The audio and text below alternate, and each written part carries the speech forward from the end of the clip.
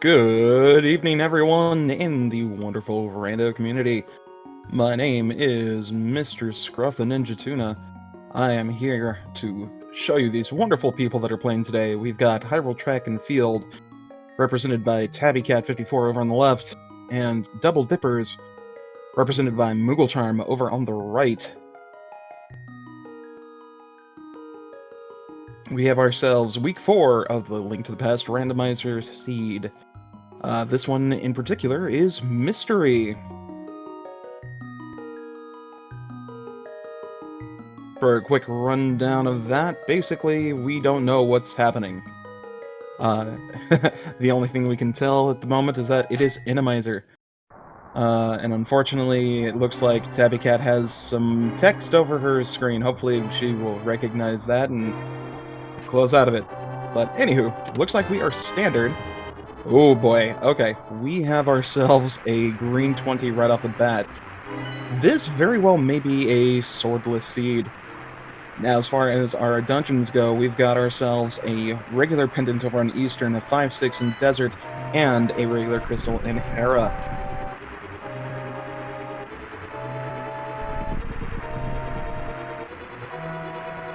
So thankfully we don't have to worry about maps or compasses being shuffled, so we are kosher there.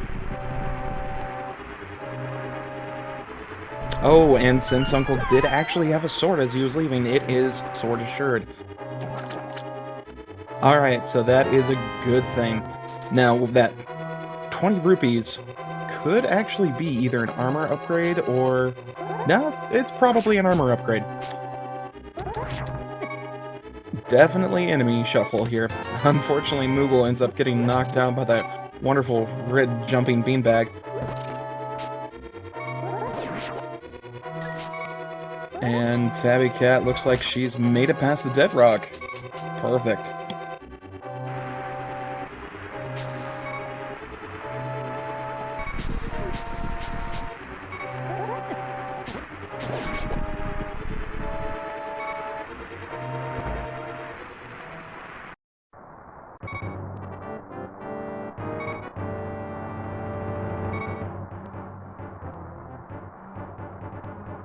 Good Lord Almighty, those guards are terrifying.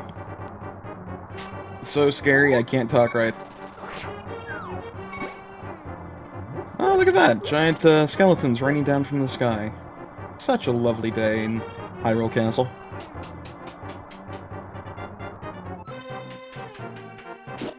And we've got ourselves a little mini Helmosaur. This will be interesting. Well, good news is it does not look like there's any type of terrible settings outside of just normal enemy shuffle, so these two don't have to worry about that. Only thing that they're going to have to worry about is trying to find a bomb.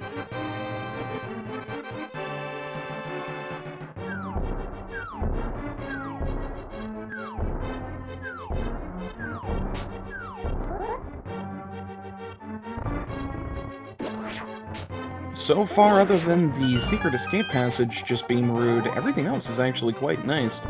We've got the easier to kill enemies, something that doesn't want to one-shot you, like a Lionel. And an early key, so as long as we don't see a map in the next two chests, we might actually have some bombs. Or if the seat is graceful enough, we'll have some boots.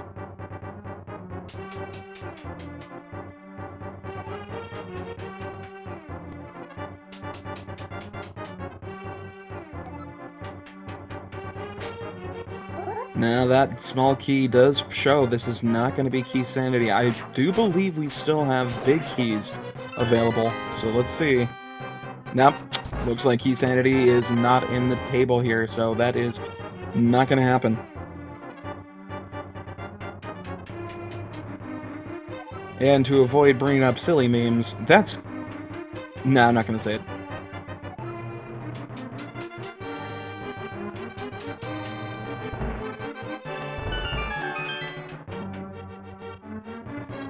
There seems to be an intruder in my voice channel. Hello. Ah, it's a Jetters. Welcome to the fun, buddy. You haven't missed much. We've got ourselves, so far, a confirmed Randomizer, not Key Sanity, not Entrance, Sword Assured, and with a green 20 right off the bat, we are probably on Expert. So you're telling me that chain shop in the basement there, that doesn't belong there? Not in this game.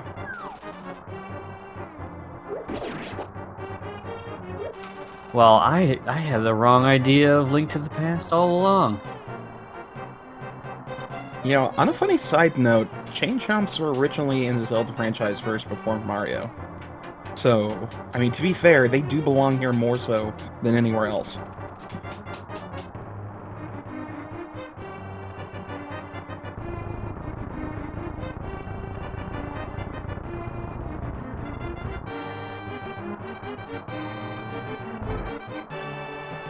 I'm just hoping that Tabbycat here recognizes that she's got her text on the screen, and we'll see a change in about 7.5 minutes. Oh, okay, well, good news. Thieves don't hurt us. But we can't hurt them. Unkillable thieves. That's rather rude. That is. Ooh, Especially Zelda. when you get a big pack of them like that. Ooh, no. That's the terrible thing about bomb slugs. Ugh. Those suckers are one-hit kills. Yeah, bomb slugs are not friendly. Moogle using the sword to make a safe space around himself. Definitely a wise choice, because again, since Green Male's here with 3 hearts, you hug that snail and you're dead.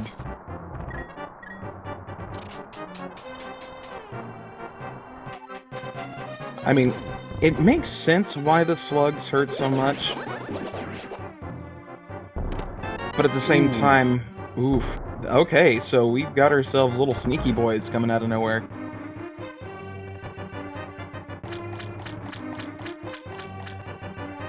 I was gonna make a salty joke there, but it just kind of fell to the wayside.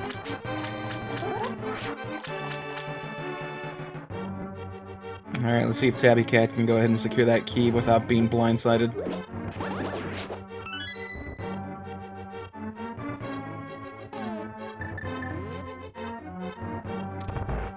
Ah, okay. Well, from what I'm seeing, since we didn't have... Uh-oh. Uh-oh. Oh, that's a shame. Yeah, this escape is not being friendly to our runners today. This is why Randomizer is so much fun. Yeah, this escape, while not bad, does have some really heavy-hitting enemies, so you got to be very careful. Kind of knowing, you know, I know that they gotta get through this place somehow, but kind of knowing what kind of damage these enemies can do is really important in Randomizer. Such as the bomb slugs, knowing that, you know, in Green Male, that's a one-hit kill with 3 hearts, so you basically want to stay as far away from that thing as possible. As Tabby decides to go ahead and start dancing with the devil. And Moogle taking another death, so it's a race to see who actually gets out of the escape first. Never thought that Dark Souls would be part of Randomizer, but yeah, who knew?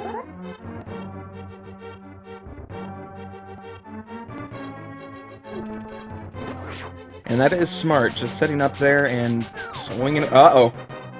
Woo! Ooh, and we got Oh Lionel's. Tabby taking the exit stage right. I don't blame her. That was a smart idea. Same with that. You got Wallmasters, Lionel's, Gibdos. Oh, this is gonna be painful. Yeah, that room, that room is very challenging. Not only do you have to avoid the Usain Bolt guards, you've got Lionel's, you know, in the back playing linebacker, and then you've got, you know, the blitz from the Wallmasters. So you gotta keep it moving.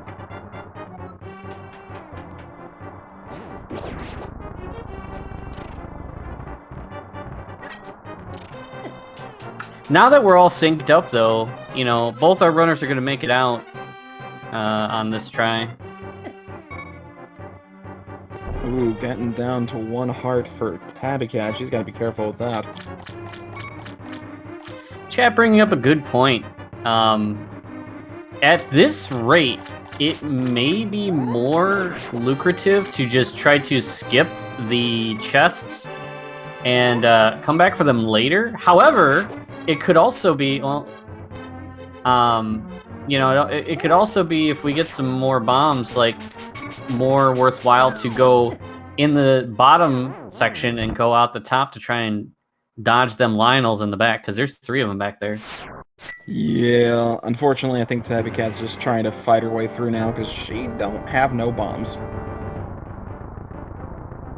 Oh no, and Moogle's in the same boat. Oof. Oh, nice dodge from Moogle's side, but can he make it? Oh, and he does! Just barely squeaks out of there. That was a, ooh, half a heart though, so definitely doesn't want to get caught by anything before he can get out of this place. Oh boy, and that little fire roller bar thingy, that's just teasing us. And, well, hopefully for our runners, that doesn't set the stage for the Randomizer. Otherwise, they're in for a rough time. We'll hope that that's the worst behind them. Nah, I don't think the seed's gonna be that kind. And Tabby getting bullied by the thieves.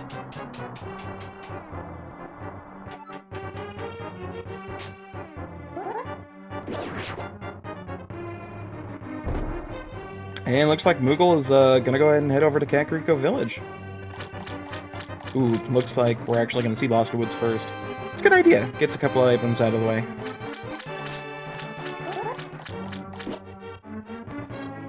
Let's see if Tabbycat will be able to dance her way past all those Lionels. We got a chain chomp in the woods here. Ooh, boy. Ooh, Lionel just shooting her right as she was passing.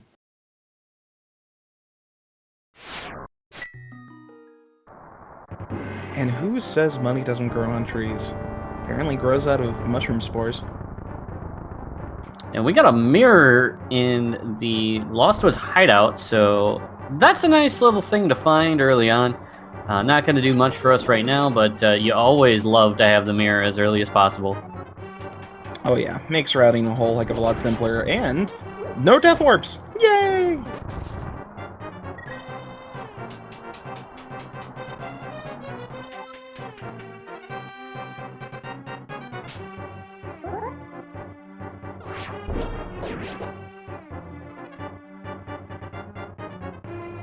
Alright, and Moogle gone ahead and given us our look into the wonderful Kakariko.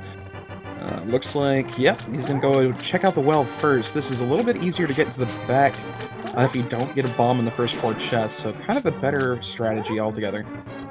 And looky there, gets rewarded with some bombs.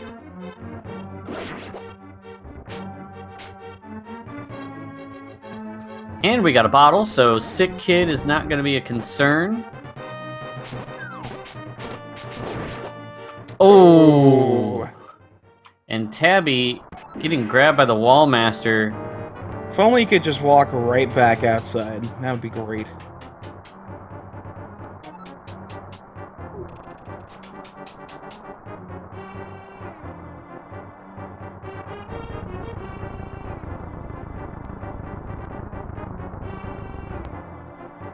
And Moogle gonna show us what's going on in Blind's basement. Ooh, more bombs. A little bit more love, which would have definitely been better, you know, during the escape sequence. And flippers!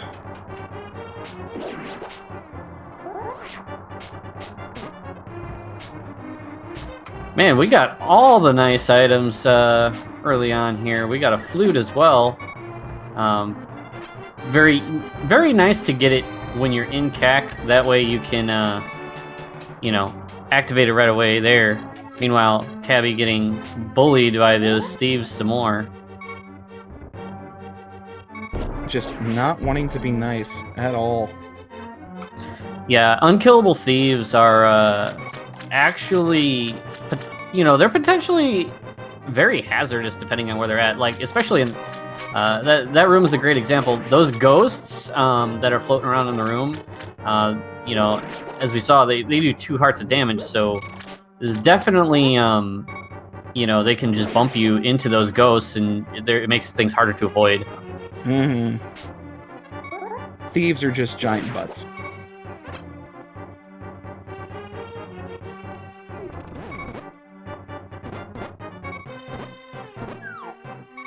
Tabby waiting on that wall master. Ooh, getting knocked once again. Meanwhile, Moogle is able to go ahead and get through the chicken hut okay. And was rewarded with a Master Sword.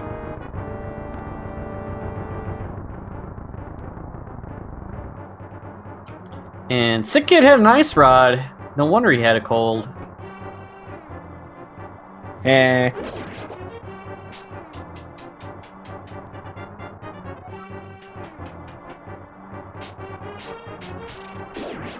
So Kakariko, pretty loaded.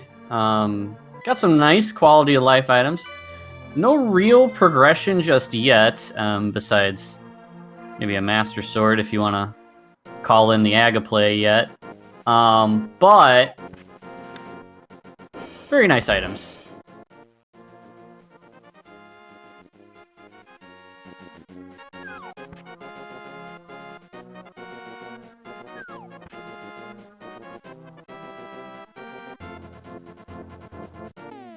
Ooh, we got a book on the race game. So, again, the seed giving us little breadcrumbs.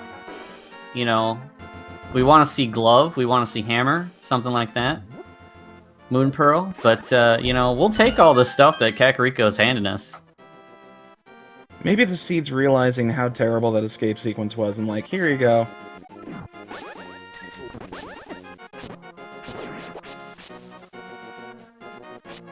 Ooh, alright. She's gotta be real careful there. Think she's just about to make it. And she's made it! Nice! There we go. Dip, duck, dive, and dodge.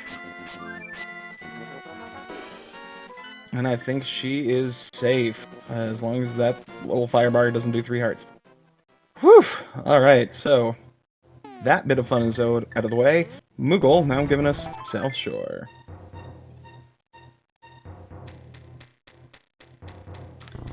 Can breathe a sigh of relief there as you walk out the back of Escape, and you're just like, finally, the nightmare is over. And then you instantly walk into like 3 chain chomps.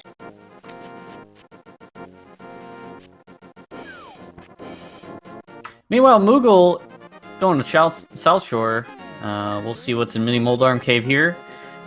With those flippers in hand, South Shore is a reasonable play. But the red hardhead beetle has other ideas. Oof. Seriously though, these enemies just do not want our racers to have any fun today at all. So Moogle starting at Sank. Probably gonna use. Oh, we're gonna use the flute to get down to 7 again. Go ahead and get that full health refill. It's a good thing. Oh, and welcome everyone from Speed Gaming 6. You have made it just in time to enjoy a wonderful mystery seed race between Tabbycat54 and mooglecharm. So far we know that it is Randomizer on either hard or expert settings, and the escape sequence was so evil, it took mooglecharm a little under 12 minutes to finish, and Tabbycat just finished it.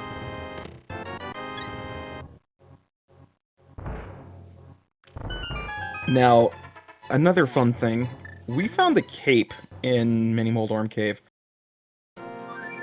We've got cape and Master Sword. Well, Doesn't point to Aga just yet, but Yeah. Tabby is gonna go buy some bombs, and with this play, I would imagine she's gonna go to Eastern with those bombs.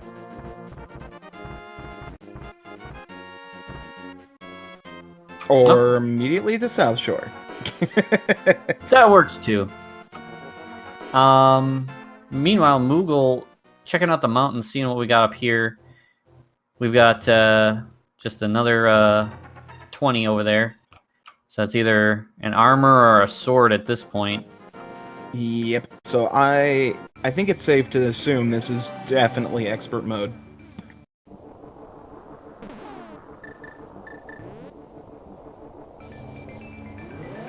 Also, quick shout out to the sprite developers. I absolutely adore the fact that Moogle, the bunny form is Celis. And if anyone knows the Final Fantasy VI glitch speedruns, you'll know why that's funny. Oh my god. Look at the Galaxy Brain play on this one. We got a Moon Pearl on Ether Tablet. Bum-ba-dum. Absolute genius.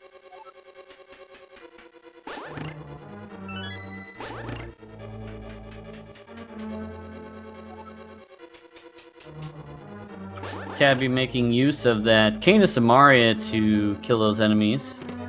They've got basically 1 hit point, so very effective against them. Oofa.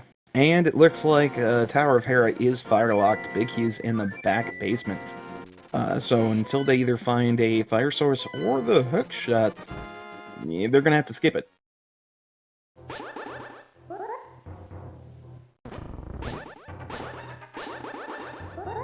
Ooh, and mooglecharm doing a dark room here.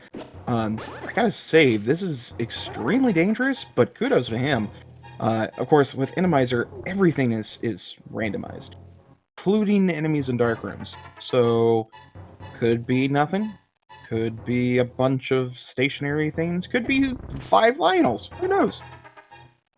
Yeah, luckily for this particular cave, the 6 bats that are on the wall just as you're about to exit, they're usually stuck in the wall, the enemies that take their place, so generally they're not anything too much to worry about.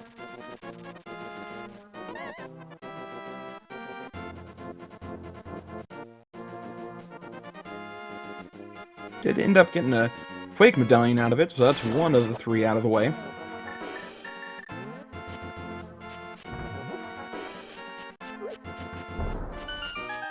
So, Tabby walking back down, I can imagine this is going to be a fake flipper. Unfortunately, won't be able to do much more than just hobo, which I think she just realized with that save and quit there.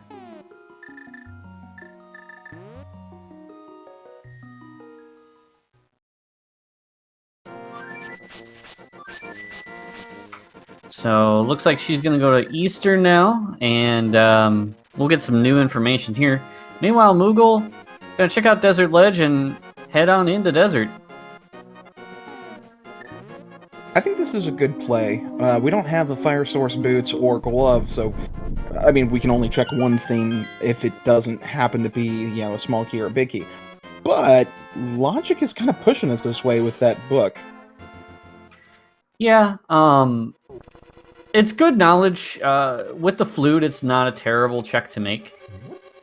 You know, to basically find out, you know, hey, is it boots locked or not? Am I going to need the boots? It's good to know that. Ooh, and the small key is available, so chances are good we are not going to be boots locked in this area.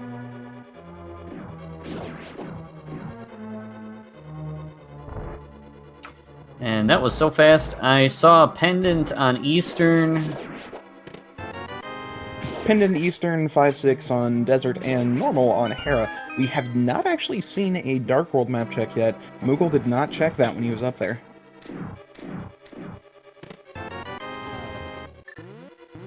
Ooh, and with that compass, we may have an item on that torch.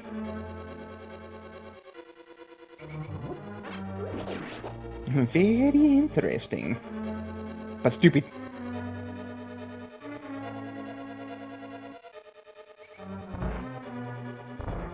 Ooh!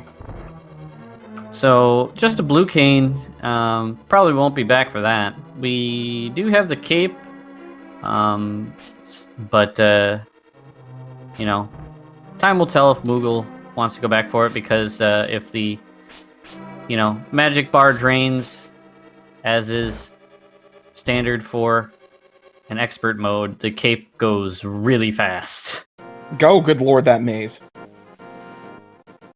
Well, that was quite rude.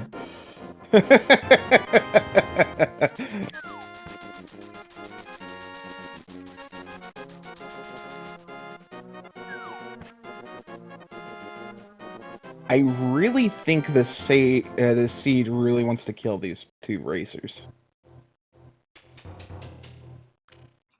And smart, using the cape. So it looks like the cape drains magic normally, so that's good. I was gonna say, thankfully with the way the league settings are made for this week, we don't have to worry about expert functionality. Just availability. Ah, there we go. So Cane of Burna will still make you invincible, Cape will still go at the normal rate. You guys don't have to worry about that. For those of you that were evil like me, hoping they would, I am sorry. So at this point, we're looking at probably a pair of gloves in Eastern here, because Moogle has checked pretty much everything else, and what Moogle hasn't checked, well, we do have some. We have Waterfall check, we have Hobo as well, Zora. and Zora's always an option that everybody always loves. Of course.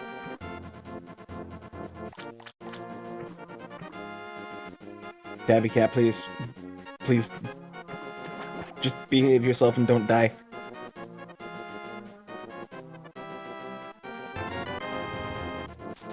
And look, more money for Zora.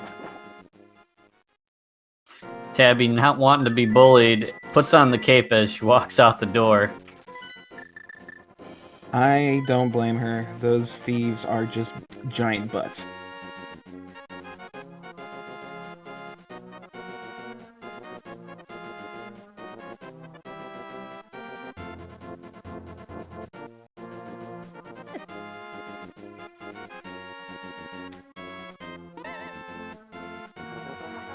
Alright, now Tabbycat gets to enjoy all of her wonderful Kakariko goodness.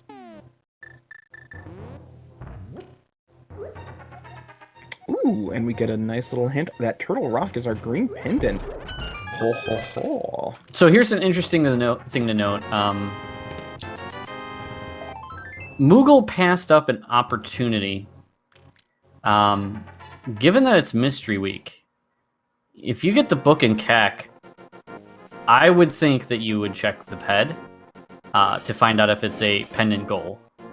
Oh, yes. Because one of the many, many ways of finding out what the goal is in Mystery Seeds is to either read the pedestal, because if it's a PED goal, it'll say, this is your goal, dingus. It's actually something like, there's a Triforce here. Ganon, if you fall into him, say like in an entrance, or fast, he will tell you you haven't completed your goal, or he'll tell you it's a PED goal. Or you can just be normal and read the sign outside of the pyramid. Yeah, PED says you win when you read it. I'd much rather prefer it to call you a dingus.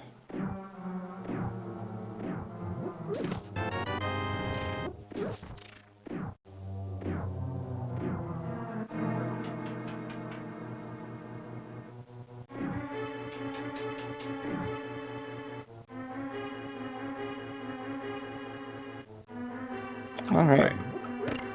So bombs are the first item here in Eastern. That's not too exciting, but I don't know. I mean, we still have Zora, Waterfall. the Zora ledge.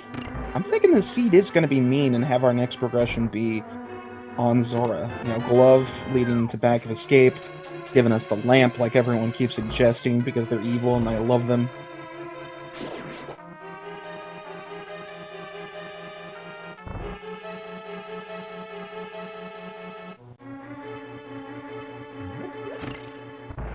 Tabby using that flute, gonna head down to the desert area.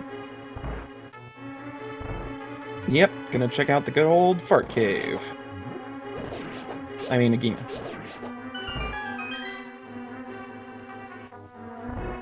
Good lord almighty, that thief just does not want to... Ooh, hey look, it's a hammer. Well, I guess you were right. That is our progression, because that gets us over to Paradox Cave and Spiral Cave.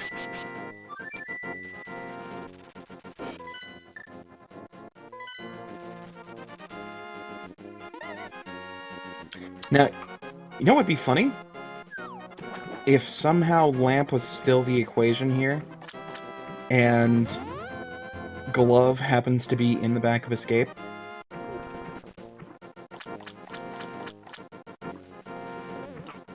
That is entirely possible. But yeah, we need the lamp first for that to be a thing. More Zora money. Ooh, and I think Tabbycat is going to do the rest of her flipper checks. She is going to be just about 50 rupees short, though. This is not good. Let's hope for her sake Zora doesn't have anything.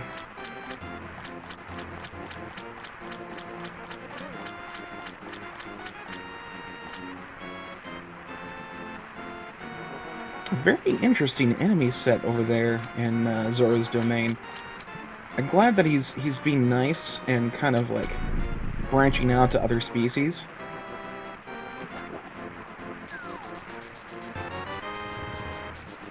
So you get 10% of your money back with that one. What is this? The Bank of Zora?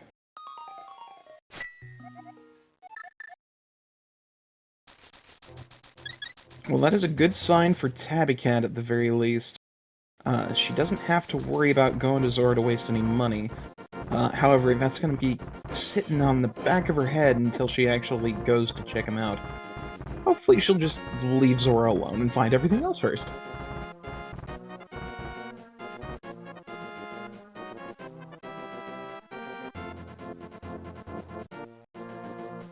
Now, as far as the paths our two runners are going right now, yes, we are 32 minutes into the seed, and yes, we still have stuff in the life world to check, but that beginning sequence of escape was truly the epitome of evil. I'd like to point out we have, well, we need a glove still, but technically we could do Spike Cave now, if we had a glove. Ooh, yes. Flute away, Tabbycat, flute away. Do not go back to desert. Oof, okay, good. Now, unfortunately, Tabbycat did not go all the way to Eastern when she visited Saha, so she didn't pick up her hammer, so this is going to be a double dip just like Moogle did. But we should be seeing our progression here on Moogle's side in just a minute or so.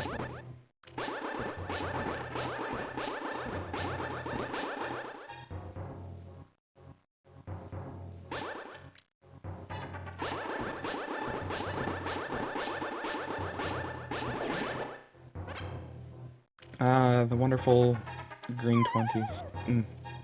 Just beautiful. Oh, speak of the devil.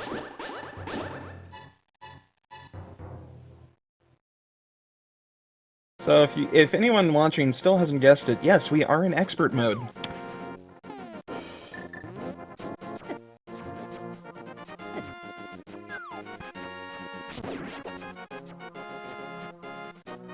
And that is an evil, evil Lionel.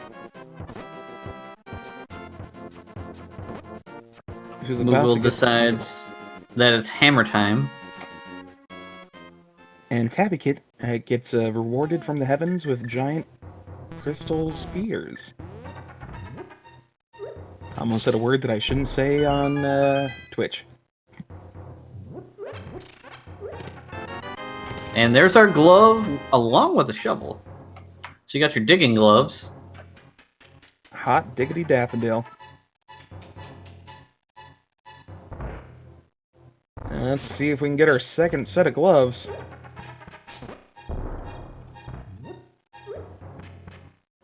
But with that pair of gloves, we do have Dark World access now. And we can get back to the back of Escape and see that it's absolutely nothing.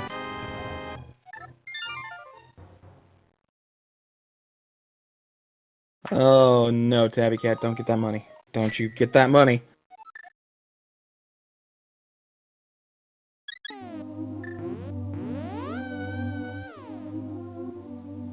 Alright, Jetters, where do you think Moogle's gonna go from here? I'd say go to the, well, after back of Escape, we'll say, because this is the obvious play here. I'd say Moogle's gonna go straight to the Dark World.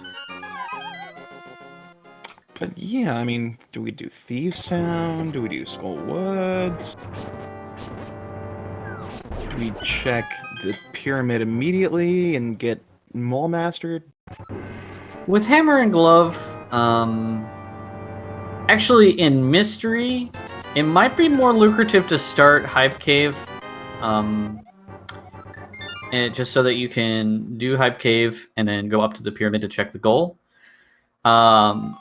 That being said, though, you could also just opt for standard routing and just kind of chug along and do what you think is most efficient.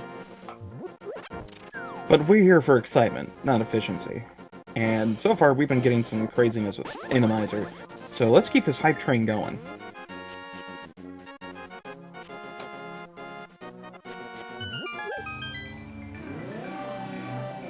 Oof! Taking that death, but I think it may have been a death warp. So good job there. And with that death warp, I'm thinking she is going to go check that big old chest out.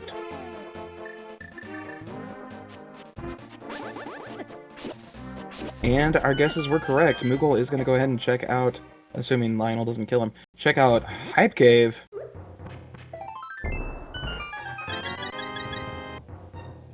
Gets a nice little refill on those quarter hearts, and there's a fire rod.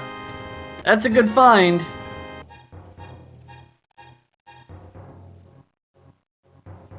It is excellent. Ooh. And that means Landmo there has our next item. So, yeah. That's going to be interesting. Ah, here we go. Alright, so, we've got our other 5-6 crystal being Skull Woods, and our last pendant being Misery Mire. So, the cane and the ice rod, which we already have so early in the seed, may be completely useless if this isn't a head goal.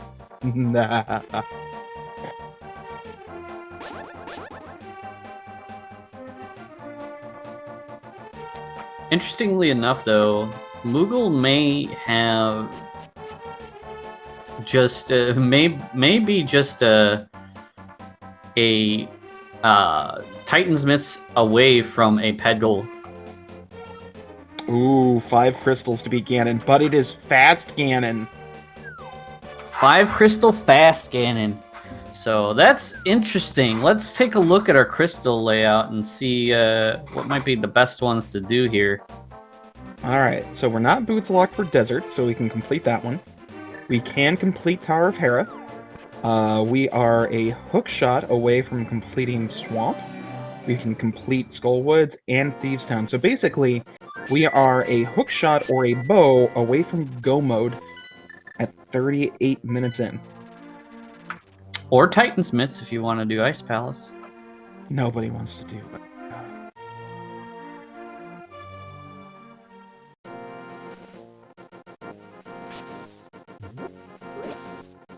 This is going to be really intriguing to see who finds what first.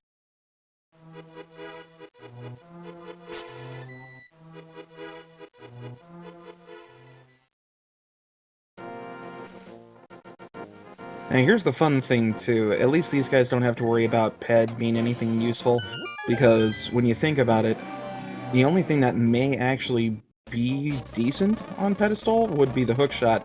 But to get to the pedestal, you gotta have the bow and the Titan's mitts, which would go ahead and give us what we need. So, no worries there.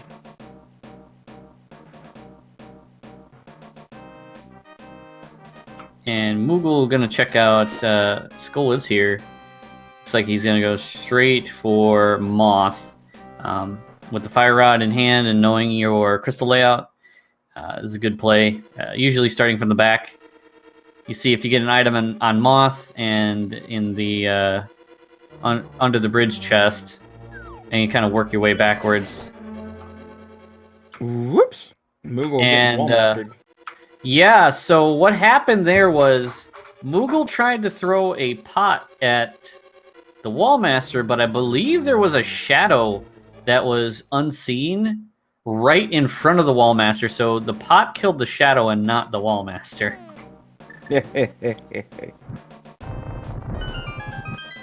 Also looks like poor Tabbycat's a little bit tilted. She's gonna go through the escape sequence the front way. Yeah, Moogle's gonna have to use the cave to get past this one. This is a fun little thing of Randomizer. Oh, here goes another rude spike. So sometimes you can have virtually impassable sections without invincibility items. Like that one. And this is quite the rude room here. 2 Lionels guarding this area. Whee! Now Moogle's gonna want to have to be careful here with these Lionels. Well, it doesn't look like their fireballs are reaching into the pit, but yeah, if you die on the last frame that you void out, it kind of hard locks your game. And that's what we call the 1.0. It is absolutely beautiful.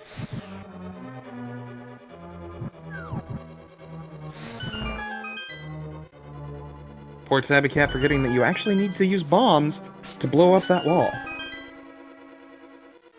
So we got a question in chat. Can you kill Lionel? Yes, you can, but Lionels are immune to Master Sword damage. You need tempered or higher to damage them. So Master Sword spins would damage them, as well as the hammer. Ooh, let's see if we got boss shuffle. Ah, no, we got normal. It's vanilla. Yeah.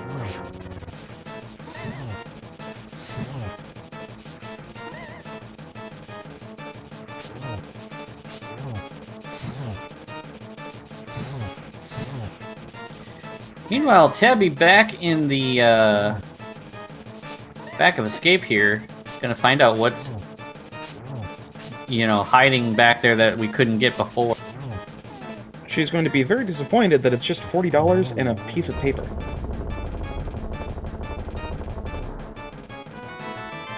Good job to mooglecharm, taking down the first boss, 1 of 5, at 42.53, so striking first blood.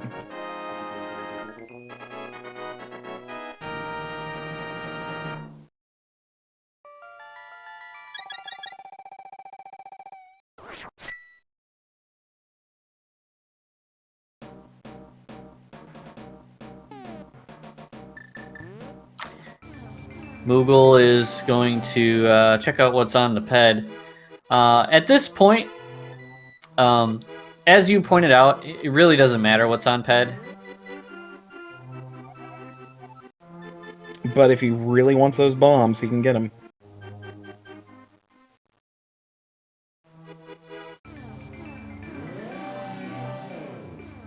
Goodness, Tabbycat just really wanting to kill those guards.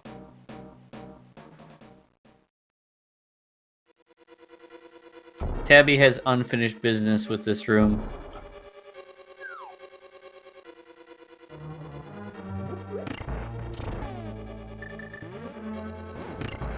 And I can just hear the pain and misery in those last few seconds after the chests were checked.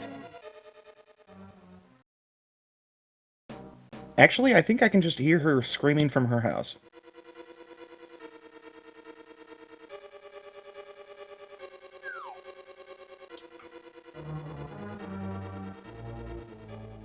There we go. Off we go to Eastern. So Tabby will get that hammer. But I'm not sure. I wasn't counting Moogle's items while he was in Eastern. I'm not sure if he got all 3 items. I believe all 3 were in the front. Yeah, because I think it was a 20 rupee, a 20 rupee, and the hammer.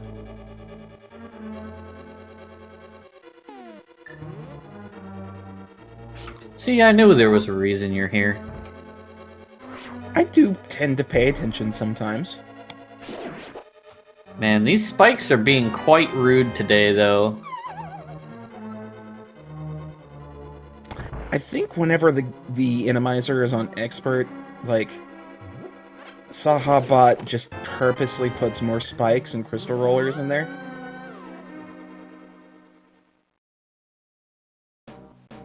I'm fairly certain that Sahabot is a confirmed AI at this point. Like, I see malicious things written in chat from time to time. Machine learning at its finest. And it was actually just 3 bombs in that first one, but I'm fairly certain there were 3 items already found in Eastern. We'll find out here shortly. Yeah. Meanwhile, Moogle is going to check Graveyard Ledge here. We don't have boots, so we can't check King's Tomb just yet. Oop, I was wrong.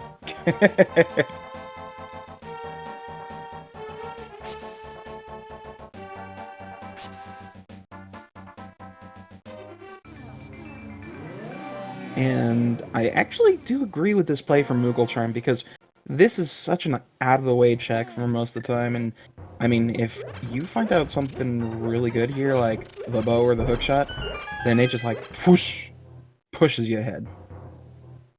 Fortunately, today it's just arrows. Yeah, it all depends on number 1, your general playstyle, and number 2, you know, how far behind you feel. Because a lot of people, not everybody, but a lot of people will kind of change their routing up to try to, you know, gain back some time. And woo, look at that roller! Yeah, woohoo! 3 hearts of damage. That's nice. You're not sneaking past that one without invulnerability. That's one reason why I absolutely adore Randomizer. Tabby sees the enemies in the room and says, "No, thank you. I'm just gonna go now." That is a wise idea.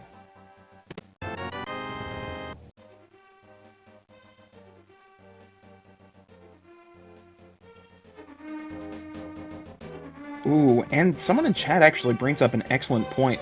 This very well may be expert, so Master Sword Silverless is going to be our only way of beating Ganon. How confident would you be fighting Master Sword Silverless Ganon with just Fire Rod, no half magic, and 1 bottle? With a bottle, it should be fine. Provided you get the torch glitch. If you don't get the torch glitch, I would immediately just bail on the attempt, because you will not have enough magic. Goodbye, cruel world. Whee!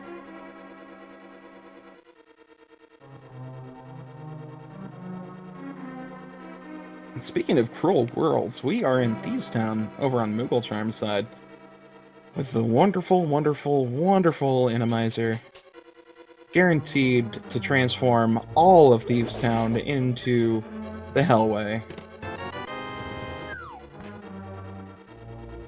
Because chances are good you will die at least 5 times. You know, I often find when Thieves Town is enemized, I often find a lot of times the Hyrule Castle guards show up here en masse. We don't have that today, but I always found that funny that most of the time it's Hyrule Castle guards in here. I mean, we know they're corrupt.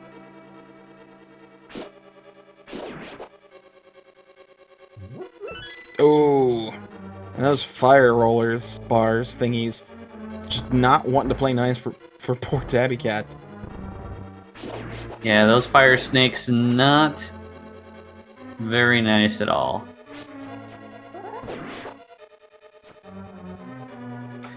But Tabby will have to go back up the mountain. It's really her only option right now. Yep, she's got to get that glove and that shovel, because, yeah, shovel might actually be a good thing. Thankfully, she does have some money, and she's got an empty bottle, so she's going to use it to her advantage. Gonna refill on magic here, just so that we can use some cape strats. Wow.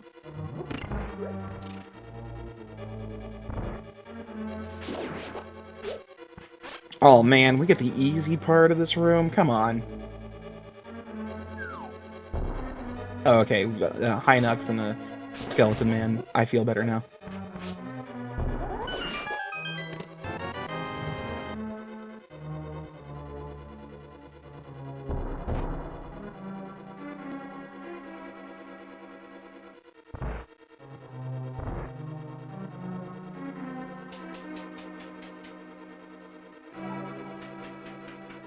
So, this seed seems to be mostly straightforward, to be honest, for a mystery seed. I mean, it overall, you know, the Randomizer has some rude tricks up its sleeve, but 5, crystal fast Ganon is not bad. Very true. It's just expert mode, fast Ganon, 5 crystals, Randomizer. This will put you to the test.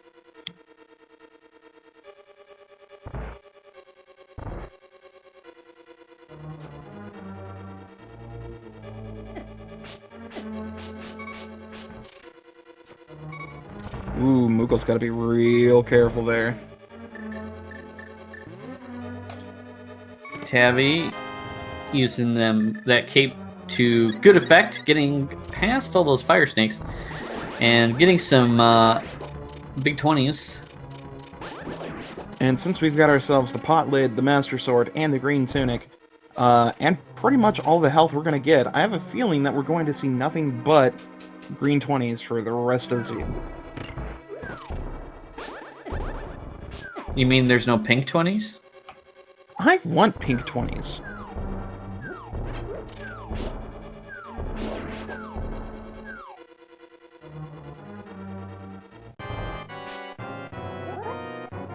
And Tabbycat finally getting into Paradox and about to get her glove and shovel. And with Moogle getting that awesome blind script set up, this is going to just be uber quick. One thing to note, a good play might be to go to Pod and find out if it's bow locked. Not maybe immediately, but finding out if Pod is bow locked will definitely shed some light on where bow can't be. Very true, very true. And what's nice is that with 5 items, hopefully, in Pod, you could very well find either the Titan's Mitts or the Hookshot, or even one of the bows.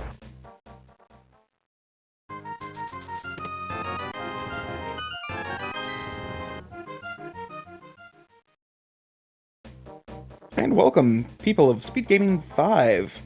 Welcome to this wonderful race between Tabbycat54 and mooglecharm. We are 53, almost 54 minutes in, and it has been one doozy of a mystery seed. So far, well, we pretty much have solved it at this point. It is expert mode, minimized, 5 crystal defeat Ganon, but it's fast Ganon. Sorry, fast Ganon, 5 crystals. So, Chet brings up a good point. Can Bo be in GT? Well, we don't know how many crystals are needed to access GT. But here's the thing about that. We're going to need Titan's Mitts to get access to GT, and Titan's Mitts is one of our eligible Go Mode items, so I doubt we'll ever find out if Bo is there. True.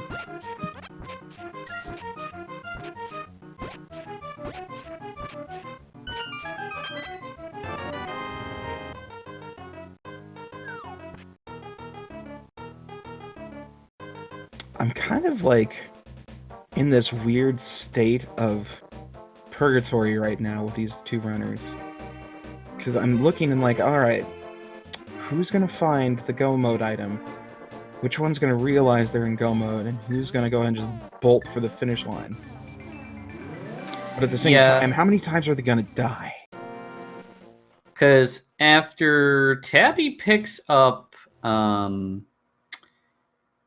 this fire rod here, they'll be, on parity with items, and really that, that makes the seed kind of wide open. I mean, Tabby has to complete some dungeons, but if she picks a different way to go and finds that Go Mode item,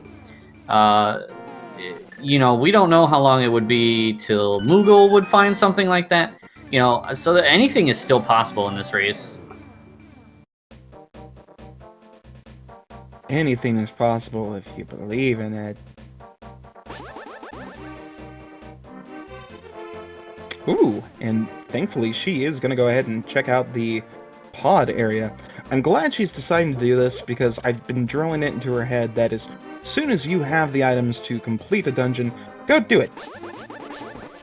And it just dawned on me she's going to go check her goal, and she's probably going to go do that exact thing. We could also see a catfish play here. I don't think Moogle has checked catfish. Did they? I don't think so.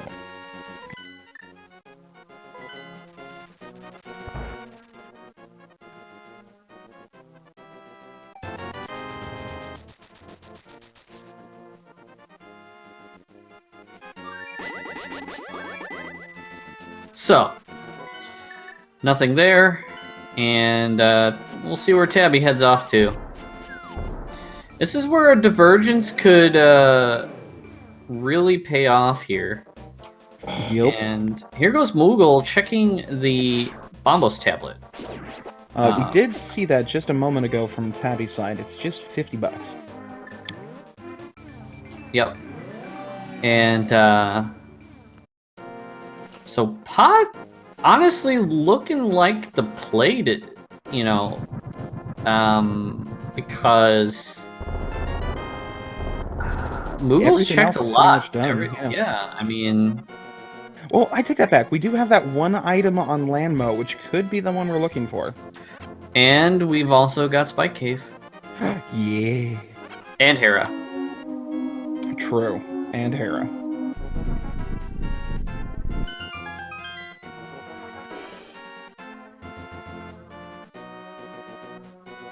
But here comes our first new check. Do we got something on this wonderful catfish? Survey says no! Man, we've been seeing a lot of big 50s. I swear we've seen more big 50s than there usually are. Right? I think Cynic broke something again.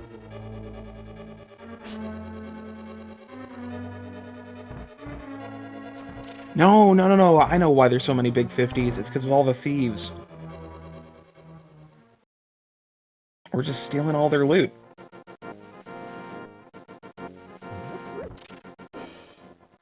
So Tabby going back into the Dark World using the South of Link's House portal. Pod? Pod? No, it looks like going west. This is intriguing. So she'll do these checks here and at least have them out of the way.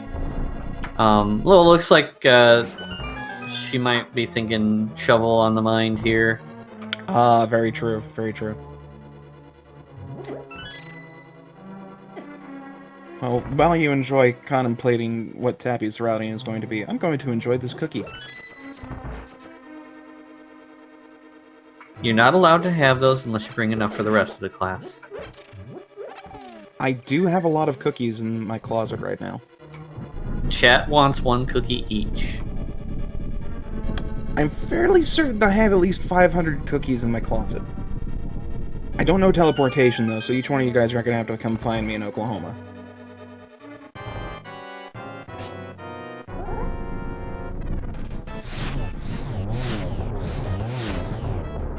Ooh, almost got the 1 cycle. Very nice.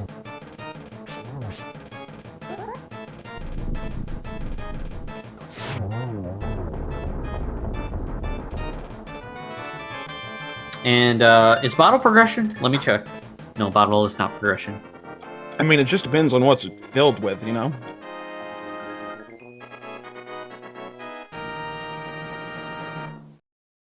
So, Pod or Hera? What do you think it is? I'm gonna say Pod. I mean, yeah, Hair is more logically the right choice, but I want to see Pod. Well, Moogle's gonna go fill up that new bottle that he got. I don't blame him with the seed being the way it is. Remember to drink responsibly, kids. I mean...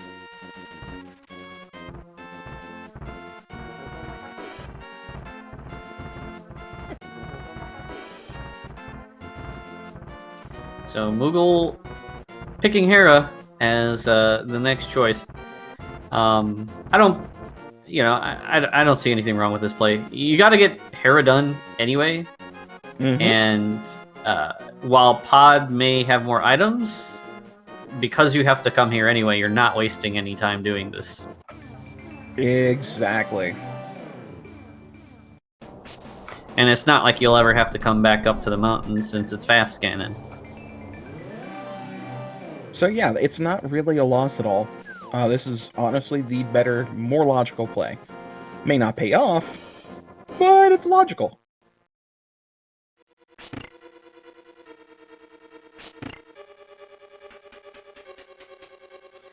So Moogle trying to go upstairs is going to realize very quickly that there is no big key in his possession.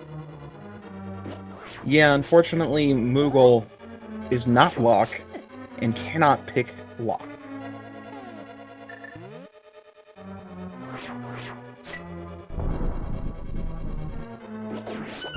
I did not know that Quake worked on those enemies. Quack is awesome. Quack rules all.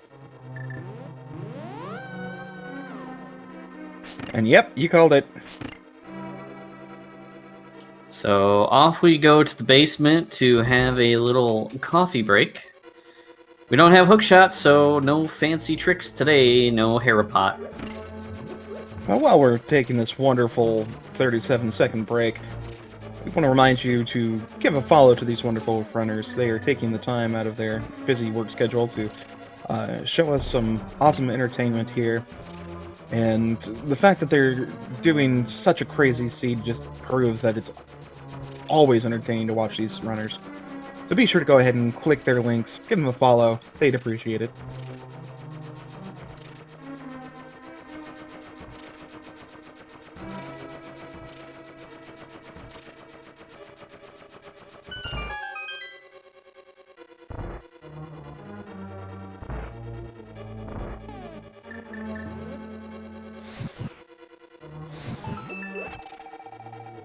And big key.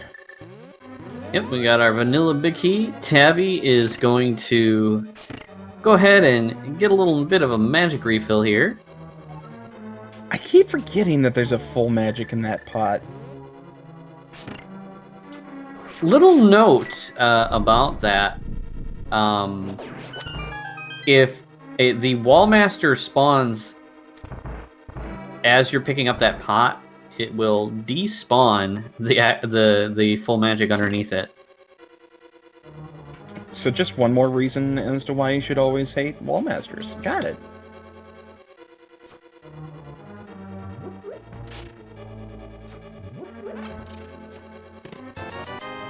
Oof. And that is our second item. So... Oh wait, no, hold on, we do have one more item.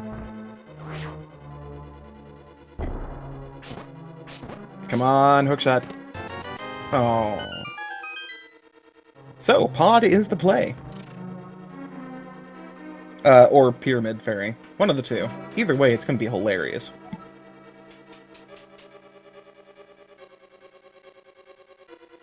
So, the good news is, we're not going to have to visit Turtle Rock or Misery Mire at all. And we probably won't have to go back to Eastern. Unless the bow is vanilla. Which would be hilarious.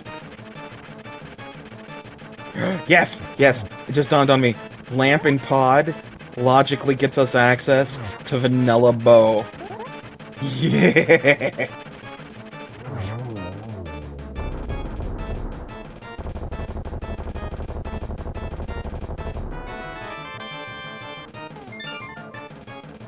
I would be so happy.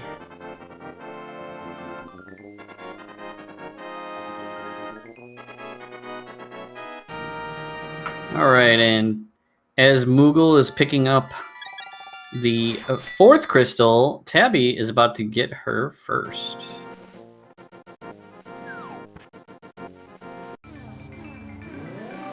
Good job bringing that extra blue potion. Always a wise idea.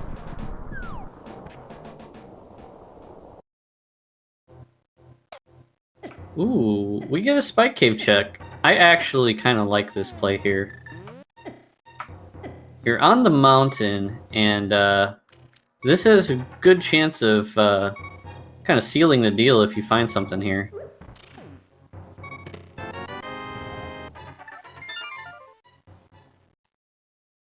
Almost a bow, but not quite. I'm sure if you tied the arrows together that you could make a bow. That's how that works, right? Yeah, or just throw the arrows really, really hard.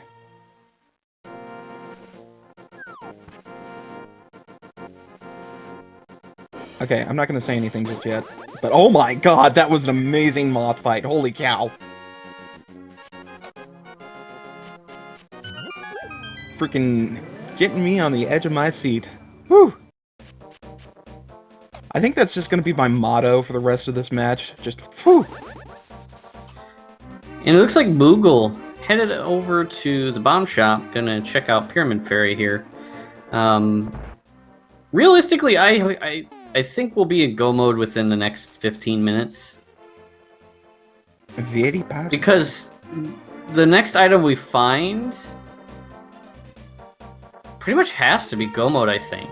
It could be, unless it I mean, really wants boots, to make me... you could find boots, and then we got a couple boots checks to make, but I mean, there's not much else than go mode left. Lamp. Lamp. Yeah, it could be lamp as well. Vanilla bow. I'm calling it right here. Vanilla bow.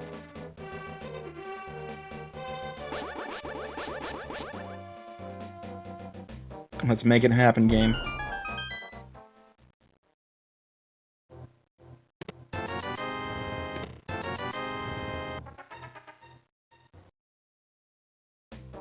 So, Pyramid Fairy's a bust, and Pod was the play all along.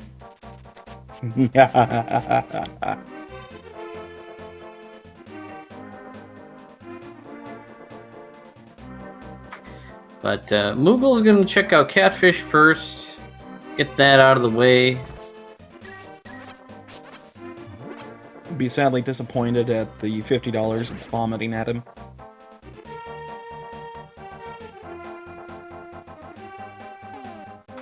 I mean, here's one way that going to Pod first, could pay off.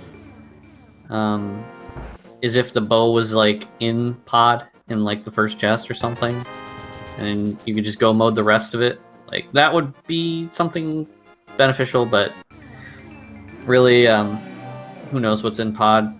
But it's likely to be our go mode item. I do know what we will find in Pod, and it will be misery and disappointment. I thought the misery was in Misery Mire. Let's be honest, misery is everywhere.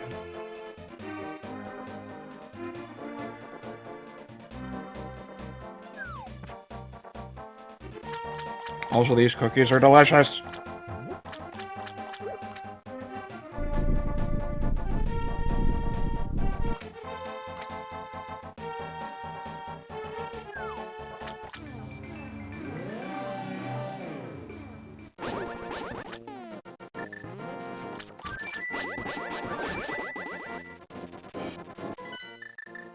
And there's our Flute to 5, so we finally get to see what's in Pod. Both these runners do not want to go to Pod. Must not be big fans.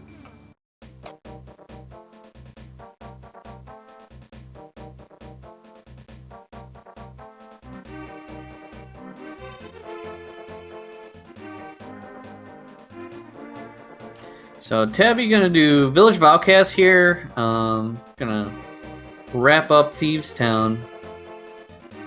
And then we may see her go and do Desert Palace and Tower of Hera as well. Or, you know, you can see Play to Pod. I hope we get one of Pod. Now, there is one thing. We are on Greenmail. I am not familiar with Moogle's skill set, but 8 Hearts Greenmail Master Sword Silverless Ganon. You know, most people have Silverless in their playbook. Some people have Master Sword Silverless in their playbook. But how many people have Master Sword Silverless 8 Hearts Greenmail in their playbook? Mushroom and Pod. You want to guess the turn-in here is going to be our wonderful, wonderful bow. But yes, I agree. Now that is one thing that I know Tabbycat does have going for her, is I've seen her practice Greenmail Silverless Ganon. Master Sword Silverless, to be exact. So I know she can do it quite well. The tough part will be getting to Ganon before Moogle finishes. Oh! It's Lamp! Yee!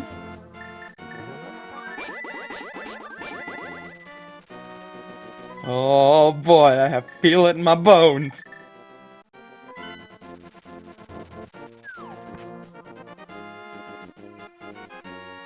You're not going to Eastern, Moogle.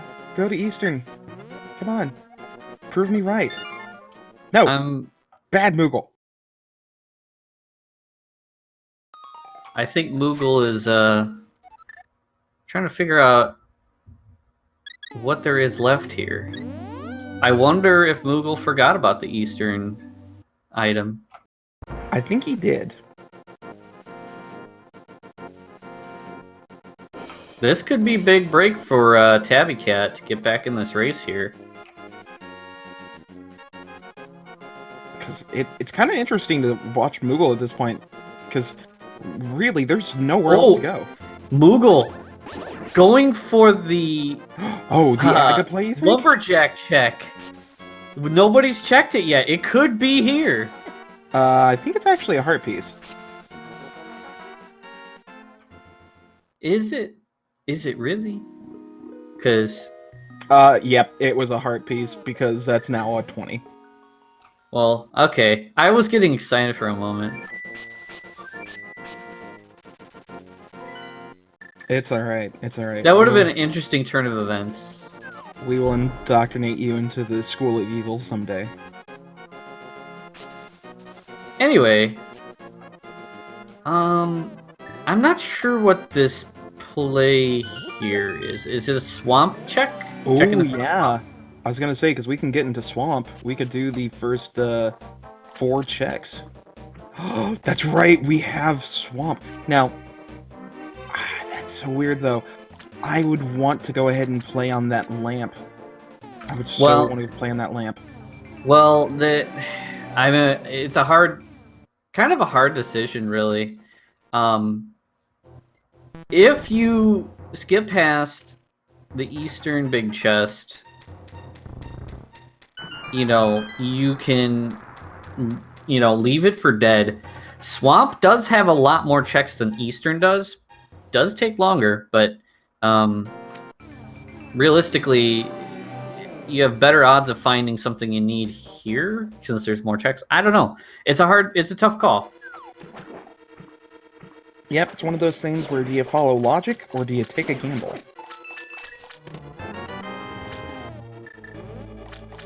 And unfortunately, I think Tabby accidentally took a death there in the Hellway. Ugh. Alright, first item up. Let's see if this is going to be one of our 3 items. Nope! It's a compass.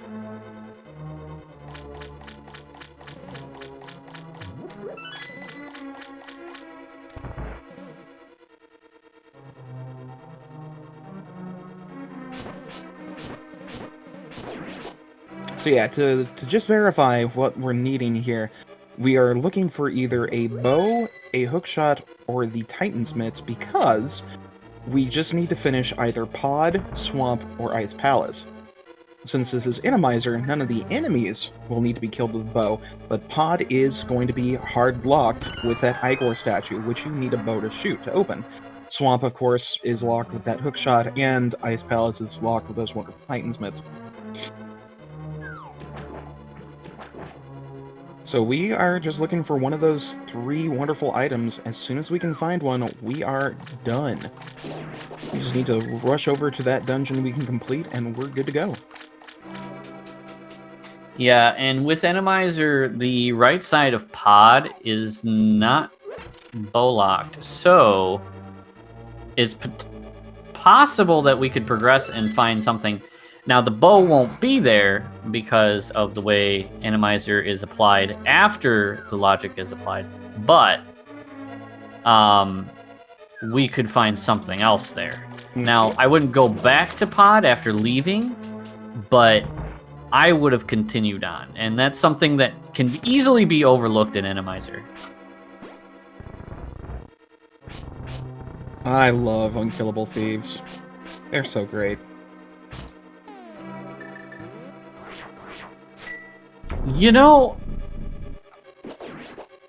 Yeah, you'd have to kite the thief here around the corner. Oh, did get it off in time. I didn't think he was gonna get it off in time unless he trapped the thief behind the wall there. Also, fun little bit of info. It's very dangerous to do so, but you can actually kill the rocks that these little Octo-Rock doodads shoot. So if someone's spitting at you, you can go ahead and kill the rocks. It's just really hard to time that.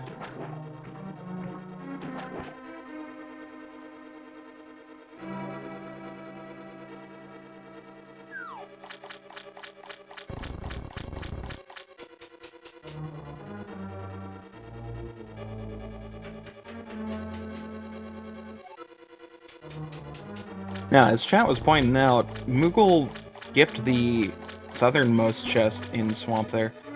Oof. And Tabbycat getting hit by those little explodey dudes.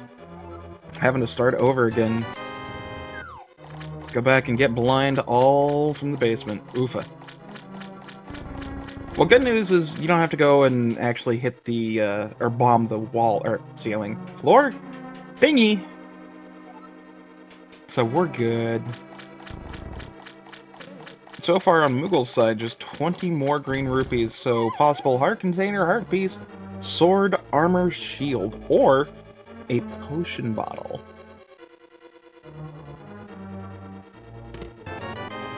Ooh, there's an... Uh-oh. Yeah, he's forgetting a bit. Oh no. Oh no.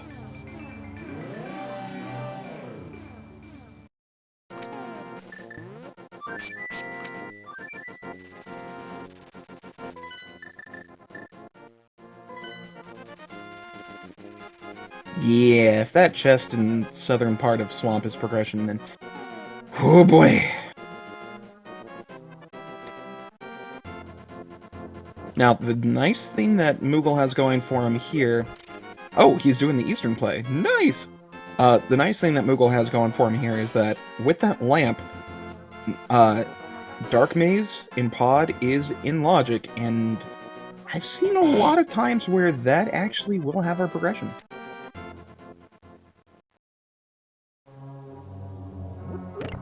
But let's throw logic out the window. I want to see my vanilla bow.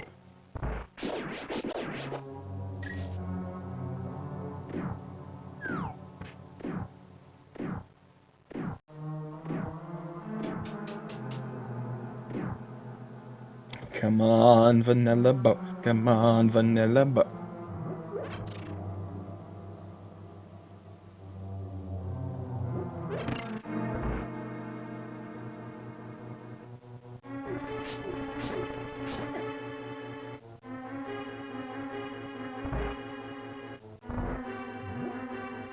Alright, Tabbycats, round 2 with these wonderful mischief makers. Can she get through?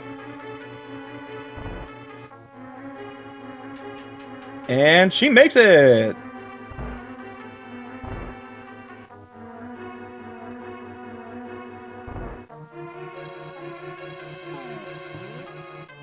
So if you're just tuning in, we've pretty much pieced together everything about the seed here. We're on expert mode. We've got 5 crystals to kill Ganon. It is fast Ganon, and it is enemized. It was a standard start as well, with quite the nasty escape sequence. So long story short, this seed is evil, and it's great. And Tabbycat secures the kill on blind, picking up the second crystal. Woo!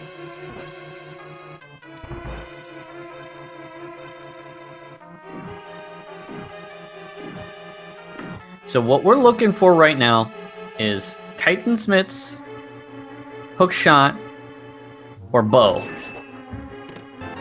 If any one of those items shows up, we're in go mode. Vanilla bow. Vanilla bow.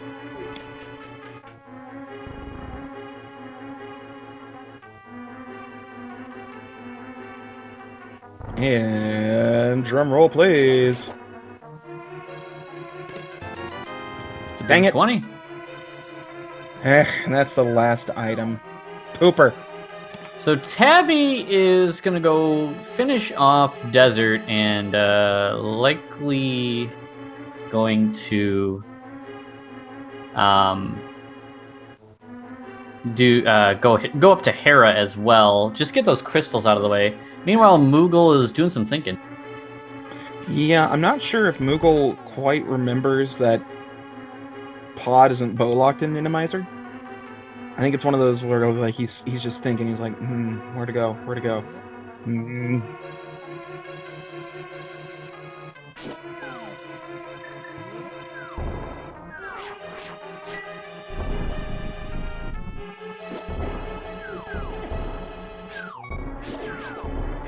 Because I can't see how logically this would make sense. It's not a green pendant. So unless he thinks he mismarked it? Maybe?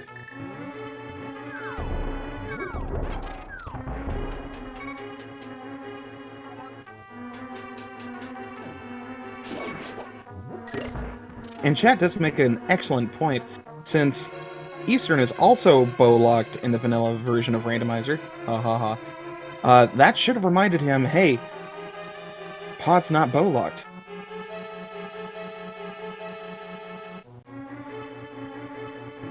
Which I think is what we're seeing at this point. I think he's just pausing to be like, okay, what are my options? Where do I go? Am I a dingus? Should I call up Willard J. Bradley?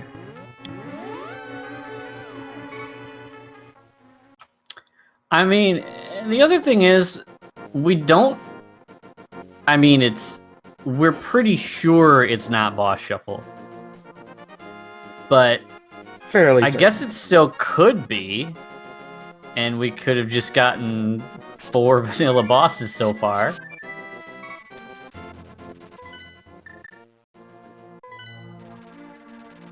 Oh wait, that's right.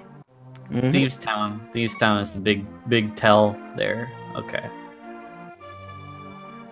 Yeah, he turned in that mushroom, so he can't do the fake powder. I bet he's trying to think, alright, where was the last time I saved and quit? To see if it would be useful to try and save scum that mushroom.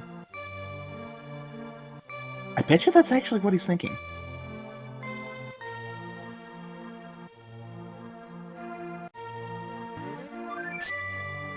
Ooh, and there we go. Tabbycat54 taking down Landmo and getting that third crystal.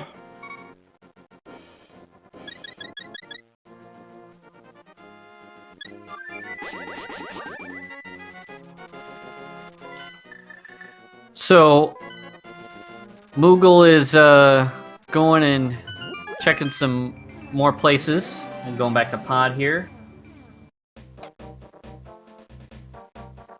Yep, going ahead and remembering that Pod is not bow-locked, ever, in Randomizer. And even if it was bow-locked, you could potion glitch your way past the mimics if they were there. So I think if I don't know what else to do, that'd be what I'm gonna do.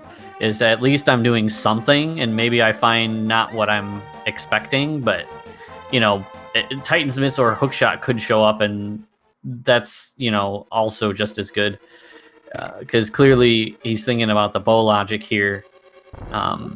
And at this point, yeah, I would just be doing this. Or you can just be a boss and mimic clip. Unbuffered.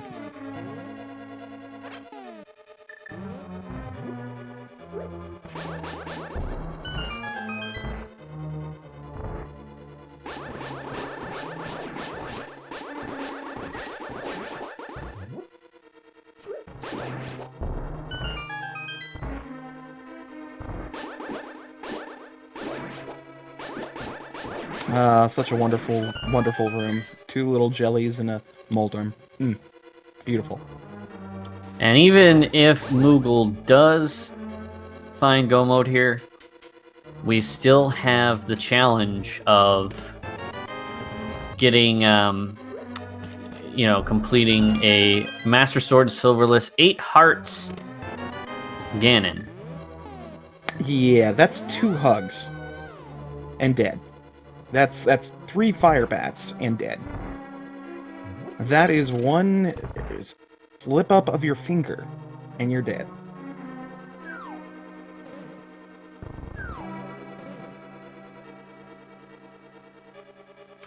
Definitely not an easy fight, even for the most experienced of runners.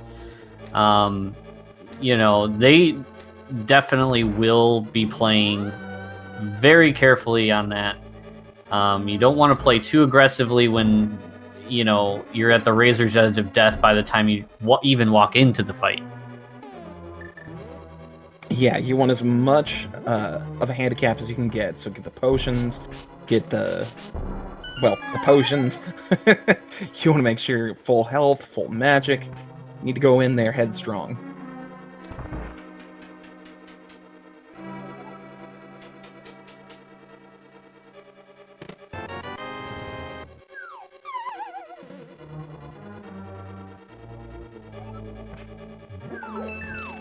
Now, I like this play from Moogle, because this is making sure that no stone is left unturned.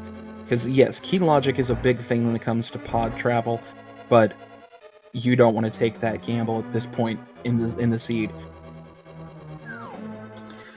But what is going to be remain to be seen is if there is no progression here.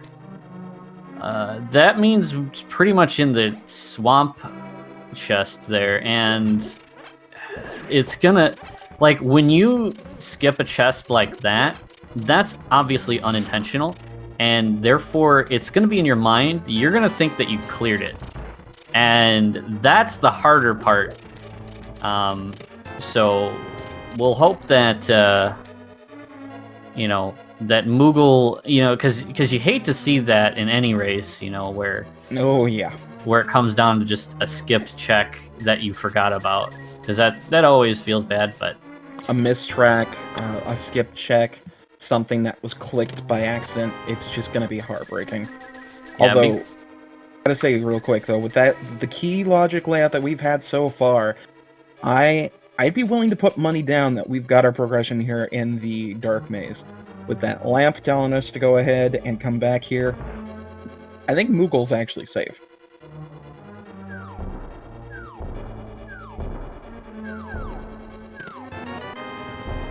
well, I mean, there's powder, so now we don't have to worry about the fake powder.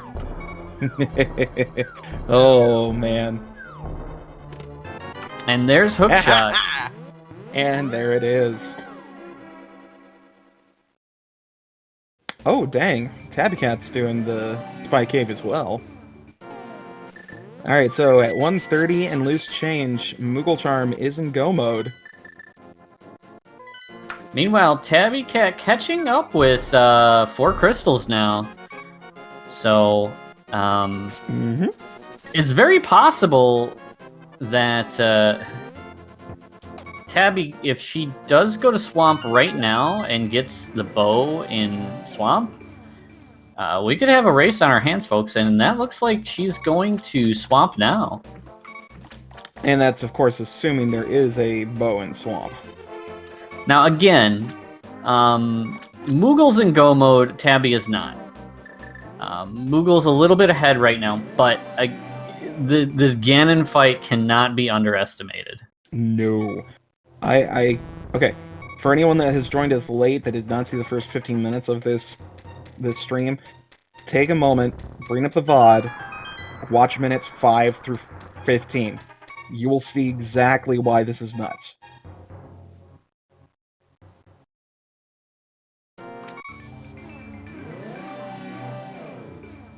Yeah.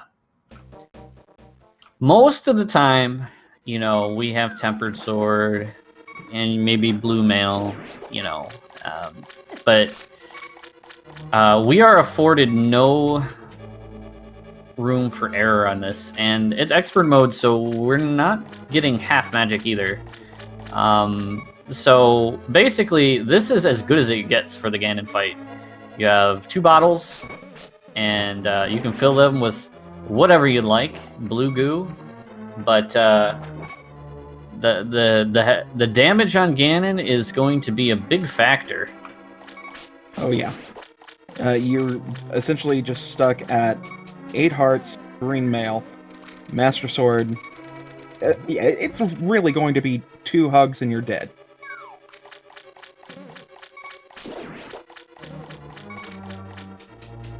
Ooh, and Tabbycat is making her way over to Pod. This may be it. This could be what she's actually, yeah. If she ends up going right side and then doing the Dark Maze, this will be the catch-up she needs. Yeah.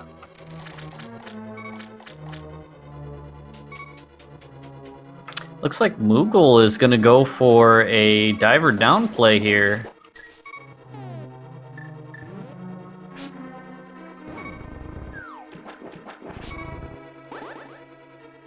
I was gonna say, that's an interesting setup. I've never seen that portion before. I've always seen it on the left side. Yeah, there's a right side and a left side setup, and there's also a bomb setup. Funny enough, that bomb setup is actually one of the easier methods. It's tricky in the sense that you have to do the timing just right, because if you don't, the bomb's just going to go off in your face.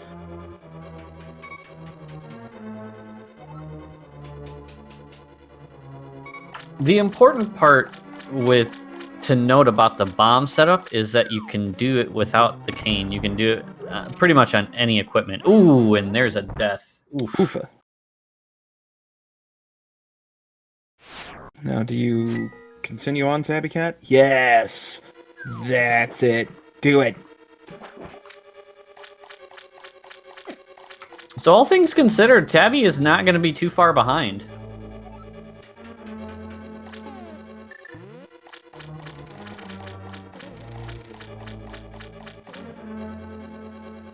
This is going to be nuts.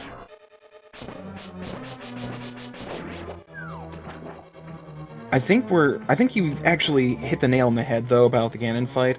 I think we're going to end up seeing a good 10 to 15 minutes of Ganon thorough feud, just smacking left and right, just to see if they can actually beat him without dying many, many, many times. Yeah. Yeah, I could see, potentially these runners needing to dial in the Ganon fight, kind of have to adjust. The key is, it's not hard. Well, I should say, I shouldn't say it's not hard. It's more about patience. And a lot of times when you're on Ganon, you don't want to be patient. You want to just rush it. And you want to just go.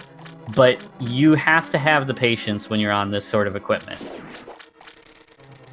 Now, the one thing I will say about this, Moogle's got this above, or on top of Tabbycat here. Because Moogle turned in that mushroom immediately, he's got the lamp. Tabbycat may not get the lamp. She may be stuck in this fire rod one bottle scenario. That is a major factor. And it's also possible, though, if Tabby needs to refill on potions, that she might go ahead and pick up that lamp anyway. True, very true. So I do think that's going to be the saving grace.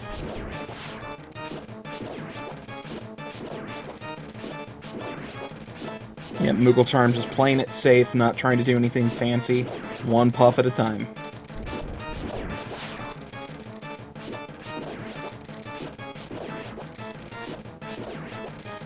But what is going to be difficult is that dark maze. I don't recall if there are any dangerous enemies in the dark maze.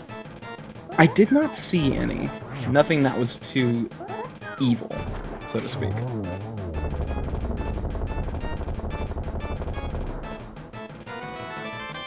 Alright, so that is Argus down, and that's the 5th crystal.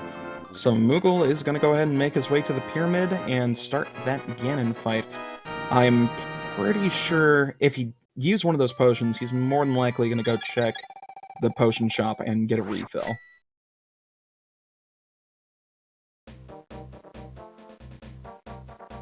Beamos, please. Please have mercy, Beamos. She's going to use her red potion that she got from the fairy for free. She's got 2 potions. Okay, cool. That makes it a little bit better. Okay, Tabbycat. Just use the cape. Alright, so Moogle is headed out to Ganon, so we'll see if he can go ahead and get this done. Cool, I'm excited. Yeah, no matter what happens here, these types of fights, these Ganon fights are definitely exciting because, again, we're used to Ganon being a foregone conclusion after, going through most seeds where you get tempered, or even if you have Master Sword, you have plenty of health and at least Blue Mail. Not today. Right. Alright, so instead of the big key guessing game, we're going to play something a little bit more evil. Sadly, there's not going to be a bot for it, but the game today is how many deaths will we see between both racers in the Ganon fight? Could be anywhere between 0 and 100.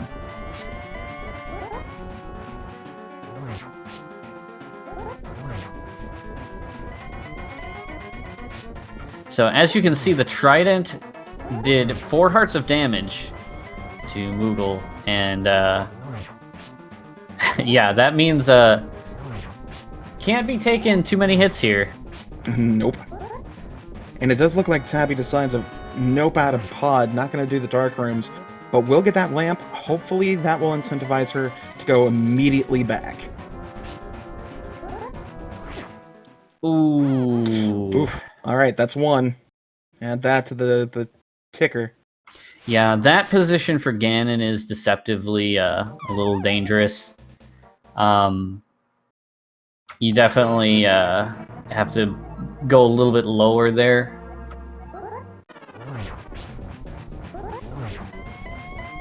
Ooh, and this is not a fun one. He is now essentially 2 fire bats or a trident and a sneeze away from death.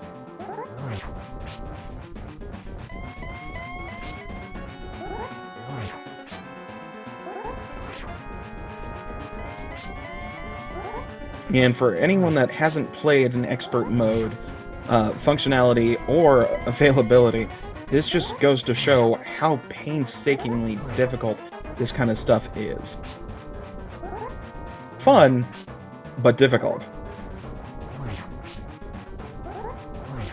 Yeah, and this is where the skill component comes in. Again, like I said, this fight is about patience. If you want to draw it out over a longer period, it's easier. But again, most runners will try to complete it as fast as possible. Not to say it's a gimme if you just wait long enough, but it's something you need to keep in mind is if you're not familiar or comfortable with this fight, that you just need to slow it down. And that usually helps a lot. Oh yeah. The painful thing that most runners will face in this, especially when it's a 1v1 scenario, is the mental stress. Physically, it's daunting, but it's not terrible. The horrible thing is sitting there, watching that IRC, waiting for that dot done from your opponent, wondering how close is that person away from finishing. Am I going to lose? Am I going to win? How close are they to me? And that's nerve-wracking.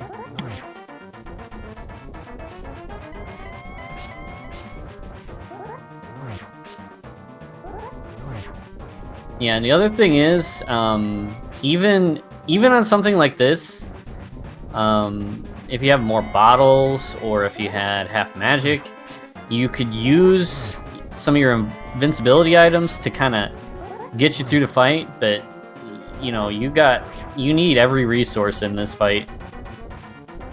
Yep, that is the tough part. You cannot waste any amount of magic during this, because not only is the Phase 4 going to be a strenuous battle, if you need health or you get an unlucky bat flying at you, that's pretty much it. Yeah, with Torch Glitch, you can easily do. Actually, I'm trying to think. I think with Lamp, you easily have enough magic. Yeah. No. Or I can't remember actually if it's enough magic with Lamp. With Lamp, yeah. If you. Because I'm just thinking about do you need to get doubles for every hit without potions, you know? Because that's the thing. For Fire Rod, you'd need perfect triples if you did Fire Rod. For Lamp, though, you're fine. You can actually do it without worry of an extra potion. But I think the limit is 4 mess-ups? I believe it's 28... It's either 28 or 30 hits that you can use with just the Lamp. Yeah, because as our runners go through this and as they try to do this fight here, they may burn out potions that they may not replenish. And if you die and don't replenish your potions, then you're flying on even lower resources. Yep. Looks like Moogle's taking a little breather here, trying to think. Wise idea. Yeah, I don't blame him there because you need to make sure you don't get tilted. You don't want to let Ganon get inside your head, because it's just gonna make the fight even harder. So just if you need to step back, take a breather, clear your head, it's probably worth the time rather than going at it frustrated. Exactly.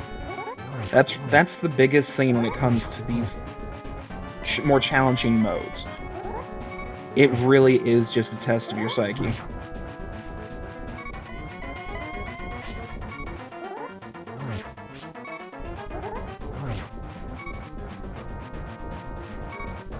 Oh yeah, and we forgot to mention, Tabbycat got her hookshot. Yay!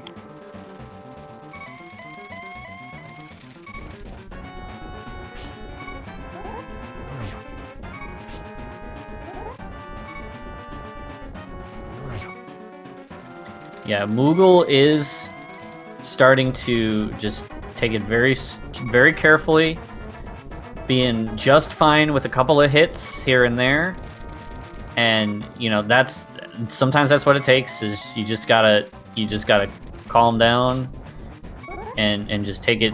You know, if it has to go 5 cycles, 10 cycles, however long it takes, it's better to be something that you can complete than to rush it. Exactly. Take the time and the effort to get through the first time, say 10, 12 cycles, then to go back 4 or 5 times, even more.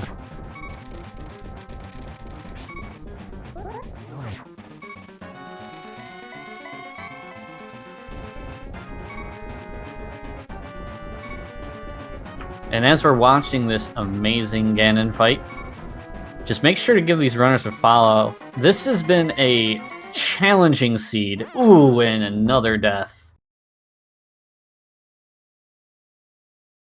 Case in point.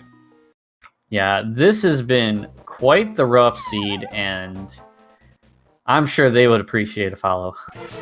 Oh yeah.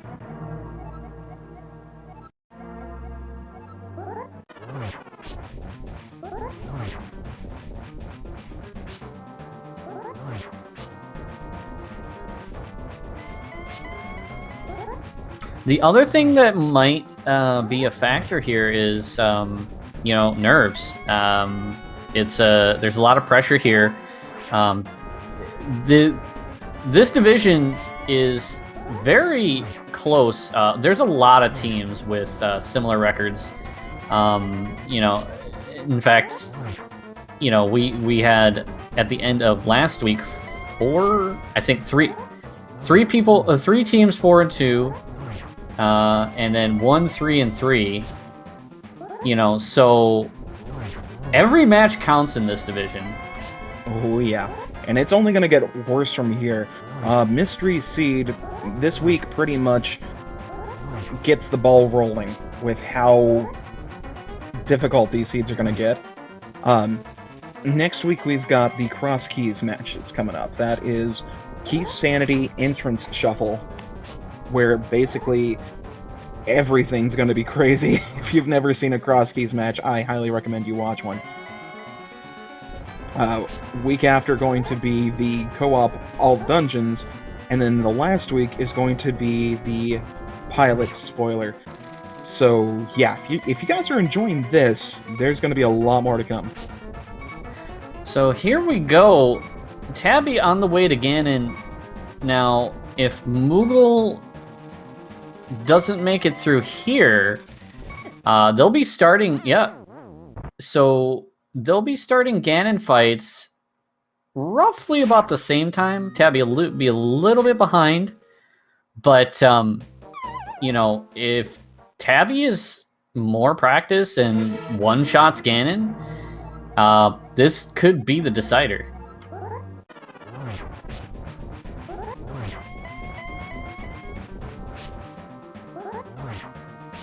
So yeah, sit down and enjoy the ride, folks, because it is not done yet.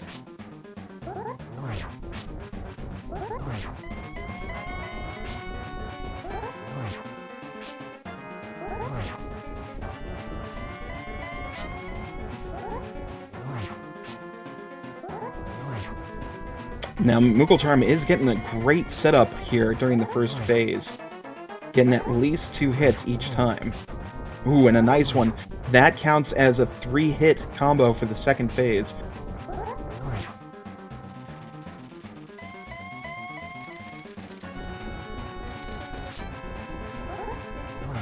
Alright, so Tabby on Ganon. Here we are. Let's see if all that practice pays off in a very low equipment setting. Oof, that is 1 hit. She's got to be careful.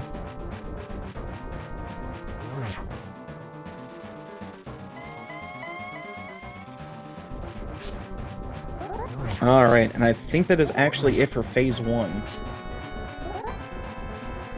Oh, nope. So, ooh, that's right.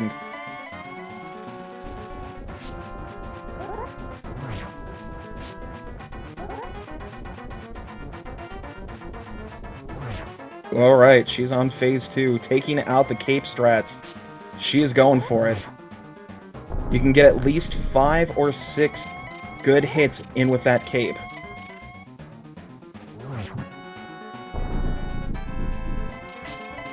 Oh, and we are into phase 3 on Moogle's side.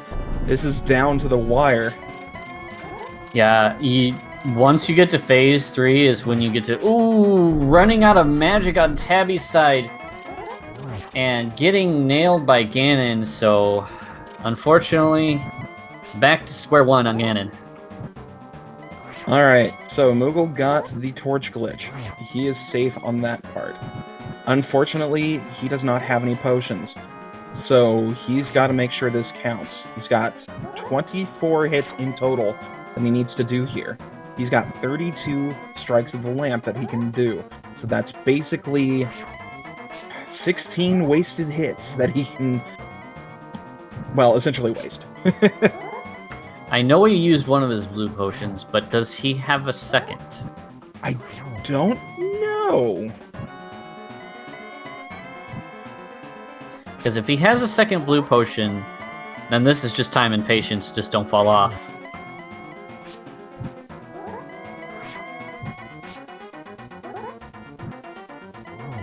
But yeah, once you get into phase 3, that's when you just let that deep sigh of relief out, because phase 1 and 2 are the hardest given these circumstances. Phase 4 is just really tedious, easy to mess up.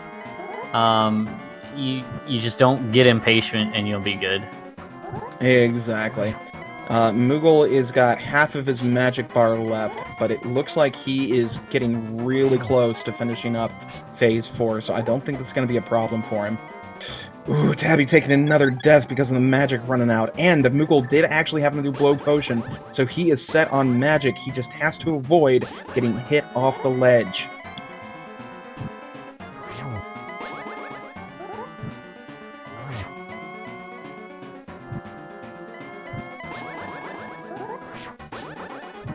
Tabby with the nice game knowledge going down for a, well, I guess it's a statue pull. Getting a nice prize out of the statue there. I always forget that that statue is actually a prize pack.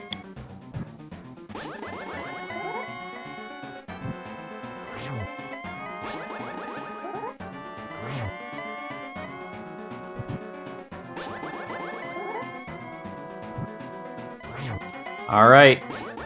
Moogle's getting close here. Yep, it's gonna be only 1 or 2 more hits away and he's got it. Just has to be careful not to fall off.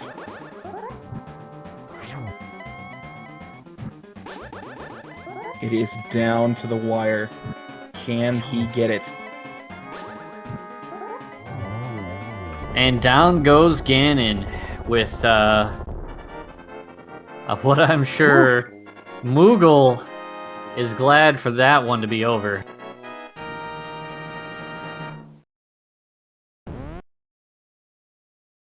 And slapping GG's, because we have our winner here, Mr. Mooglecharm, finishing at 153.59. And we'll see if our runner has enough energy left in him to come in for an interview.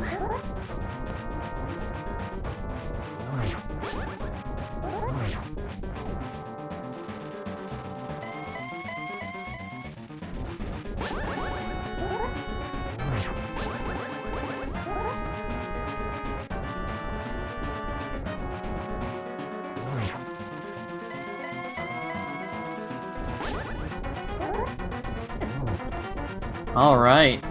And it looks like we are joined by mooglecharm. GG's, and GG. boy, that seed was a heck of a ride, wasn't it?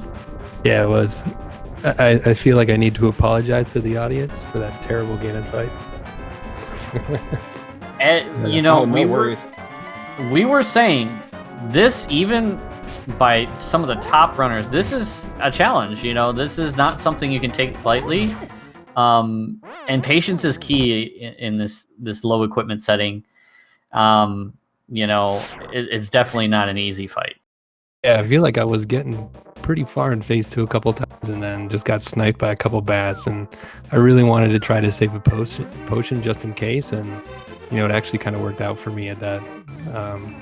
You know, when I actually finally beat him, where I got hit, so I used the potion right away. Just figured I'm gonna take this real slow, because by then I was shot. I was just like upset with myself. I'd taken way too long on him, died so many times. Just try to stay composed and finish it off. Yeah, the seed was stressful to watch as a spectator. I mean, it was, you know, you're on expert mode, and I mean, some of the points in this seed were just really difficult. I mean, like, the escape sequence was just brutal. That last room, you know, what made it the worst was that wall master. You just couldn't be patient and try to watch the enemies to dodge them. You just had to move constantly, so otherwise that wall master would get you. Well, I think what it didn't actually get me, if I remember, I died in that room. I was like getting greedy. I wanted to get the 3 chests on the left-hand side. And then I think I just kind of booked it after that, and somehow made it through. I think I got through escape at like the 10-minute mark or something like that, and I was like so happy about it. Just with all the Lionels in there, the fast guards. And then I think when I went back to get the 3 chests, I got wall mastered, but it dropped me off right there in the same room anyway, so I didn't really care. Yeah. But aside from, you know, some of the more negative parts of the seed, what did you think about that Kakariko? It was pretty nice, huh? Yeah, it was loaded. You know, it was funny because as soon as I got the Dark World access, and I think, you know, after I had gotten the hammer from Eastern, it was one of those, like, you know, ka-ching types of moments. Went back up to the mountain, ended up getting the glove, and then went right into Dark World. And as soon as I saw the goal, it was like, wait a minute, can I finish this already? You know, and I had to count it a couple times, and it was like, oh wait, well, I'm 1 short. But it was nice because it was like this massive piece of progression that was stopping me from going. So I kind of knew, you know, as I was going through like the, you know, from Skull Woods kind of all the way down, like if I just find the next piece of progression, like I'm in go mode, I'm ready to go. You know, unfortunately I didn't find it. And then I had this brain fart when I went into pod, you know, forgetting for a second it was Randomizer. As soon as I got that mushroom, it was like, oh, I'm going to go turn this in instead of going to the right side. I feel like I would have gotten that hook shot way earlier. How did you feel when you saw that powder, though? I was a little worried. I got the powder, and then it was like, well, because I don't know, you guys probably caught it, but I paused for a while to try to figure out what the hell I missed. You know, it turned out to be pod, but I saw Magic Bat, and I'm like, well, I should go do fake powder. And then I realized that I lost my mushroom. It was like, what am I missing? Yeah, that was a little scary. Yeah, and not sure if you realized it or not, but the Swamp Compass chest, apparently that had some progression in it that, if we're all logicking correctly, should have been the bow. I got everything from Swamp that I It was could. the chest south of the big chest. Oh, I totally missed that one. Oh, wow. Okay. Regardless, I should have finished earlier. I just totally skipped that one. Okay. My bad. Yeah. But it was nice to have multiple go mode options. Like, that doesn't happen very often. where you can look at one of 3 items and say, one of these is my go mode. Yeah. Well, because when I dipped pod, I went straight to swamp before Eastern, thinking that one of the 2 places was it. I just went straight in my head. I just went straight to left side swamp, thinking it was going to be there, and just totally forgot about that chest. Well then. Yeah, because you know, it's a good thing that you know, Hookshot showed up, because I mean, but realistically, it's not too far of a stretch with bow being the item that should have been there in swamp, that pod would have had progression, because you know, after bow there wasn't any more progression other than to go to pod. Right. Yeah. Because otherwise mids would have shown up and everything would have opened up. Yeah.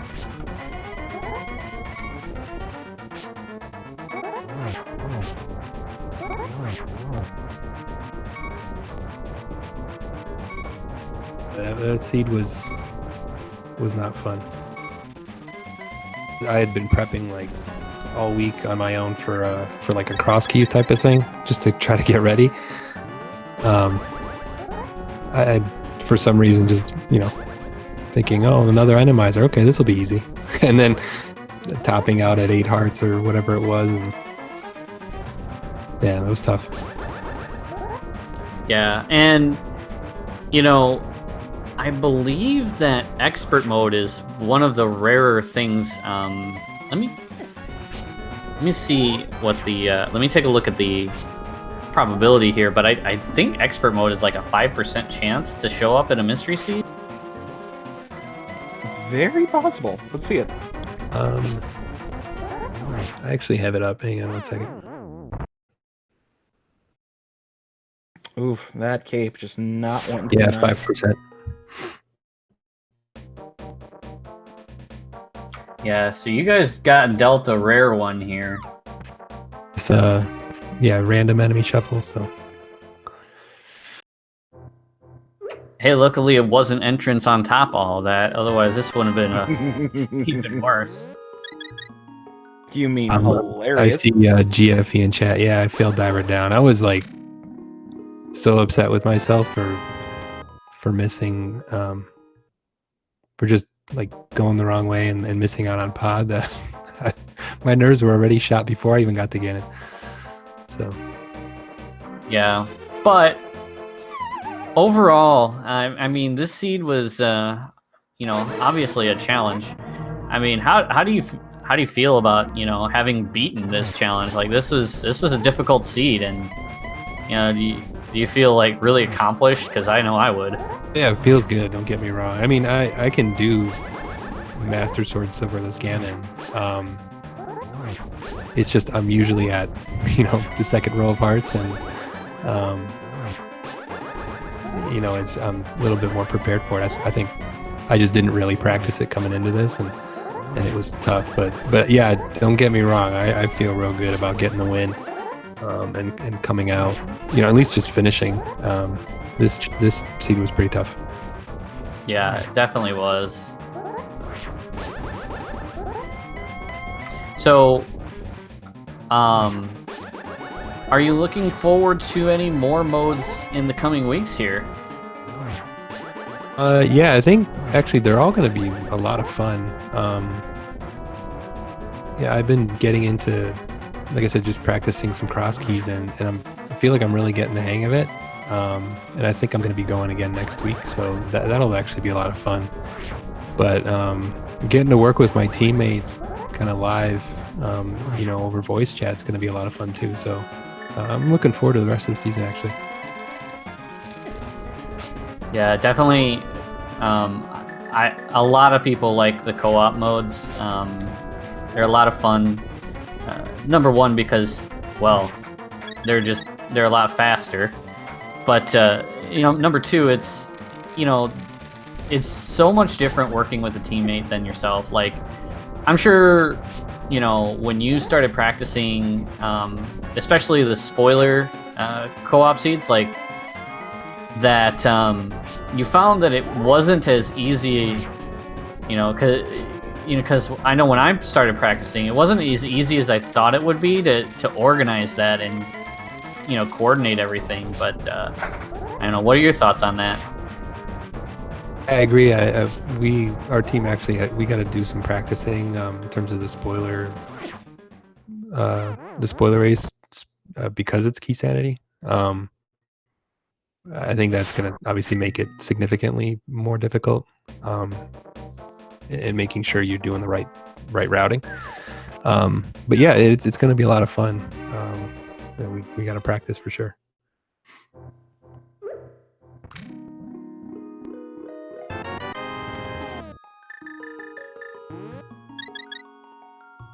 Yeah, it looks like Tabbycat is still going at it strong, trying to get that Ganon finished.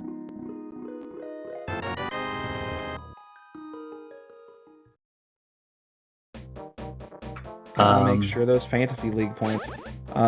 Tabby. She kind of needs magic. Hopefully she pulls it out. Ooh.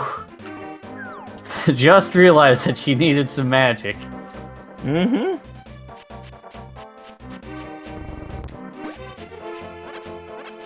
Whoops! Out of curiosity, how long was Tabby in Escape for? Oh. It 17 was... minutes? Yeah, something like that. It was rude. I feel like I got so lucky to get out of there. Oh yeah, we were all just cheering when we saw that you were just skirting out of there with half a heart. It was awesome. I was like praying for, some easy enemies in those last couple rooms. Yeah, and the last room ended up being the worst room of them all. Well, I shouldn't say the last room, but the last room in Escape. The room with the Lionels that was the worst room right there. But Tabby on the Ganon fight, I think Ganon is starting to set in and wear Tabby down a little bit. She went into the fight without magic, so will not be able to beat Ganon here. Because all she has... I didn't know she had a blue potion. I thought she had 2 red potions. I swear I saw her throw the bottle in twice and get 2 red potions.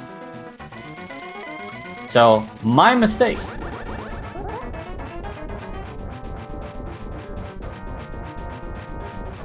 Yeah, she just needs to calm down and let things just play out.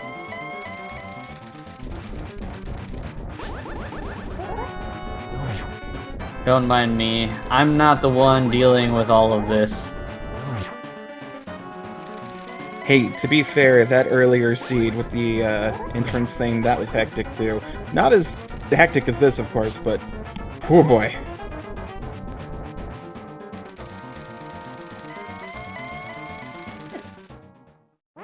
And down goes Ganon. Tabby. I wish that was Ganon. Yeah. We've been Ganon all along.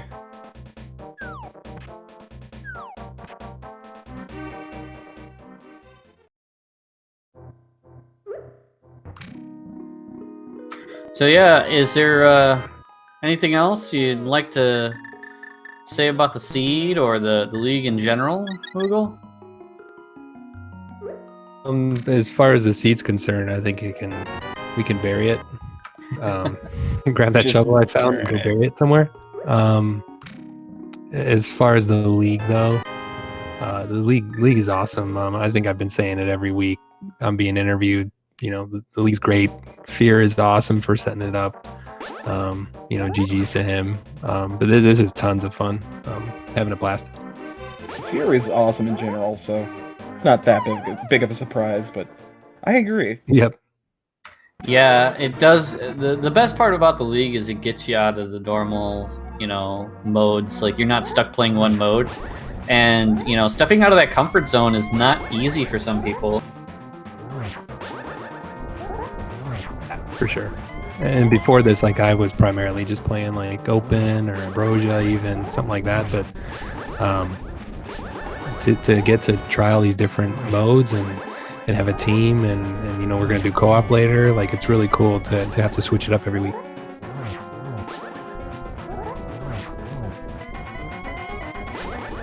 Yeah, it's definitely good to get out there and experience what else Randomizer has to offer, for sure.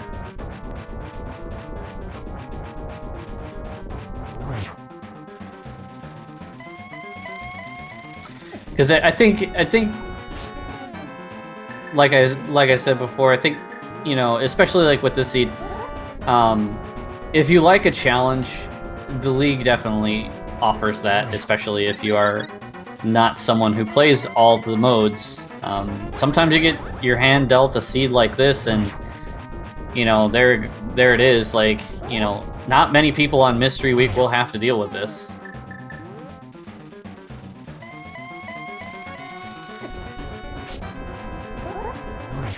I think that's why Mystery Week is so fun to watch, but not to play. Yeah. Yeah, I agree with you, Tuna. For sure.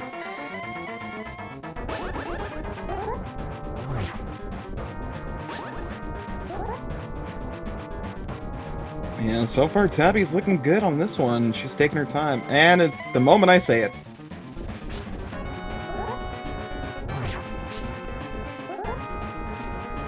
And, you know, remember, patience is the key. You know, if you can't go full speed at Ganon, you just want to make sure that you're just trying to take it bit by bit and as carefully as you can.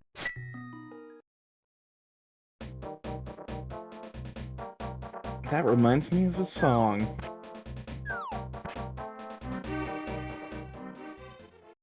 I promised I wouldn't sing anything.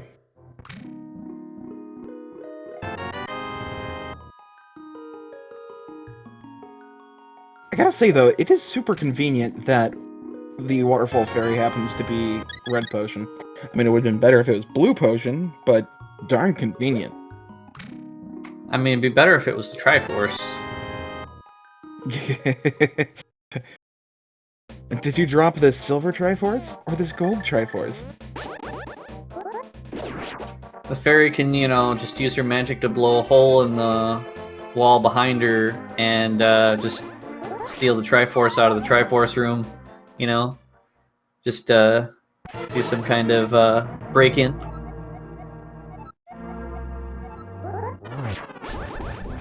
But one thing, Moogle,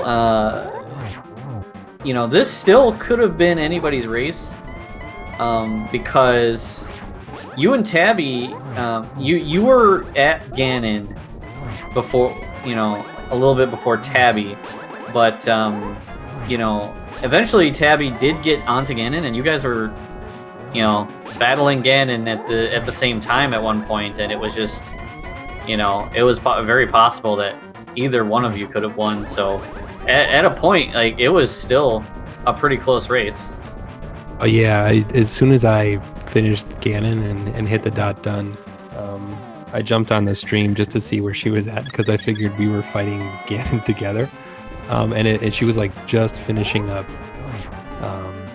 Swamp or something like that, and you guys were commenting like you know, Moo's gotta take it easy, like, oh, that's like 4 dots already, for, you know, that type of stuff. And yeah, and she was getting in there, I think, as I was either on my last fight or second to last fight or something. So yeah, it was getting pretty close there.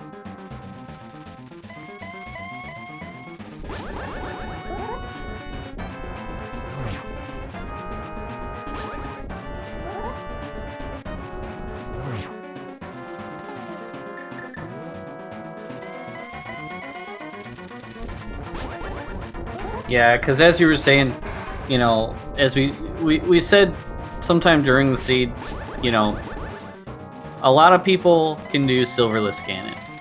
Some people can do Master Sword Silverless Ganon. But how many people are familiar and comfortable with Master Sword Silverless 8-Heart Green Male Ganon? And that is a big difference. I think the better thing would be, who's sane enough to be comfortable with this?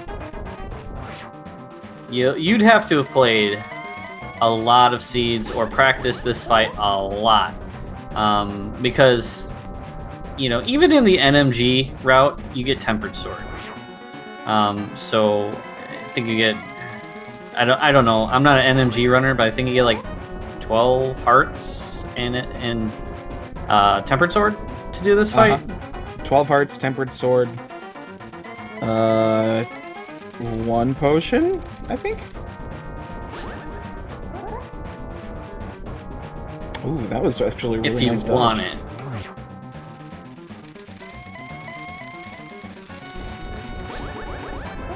I think the potion is very optional in the NMG route.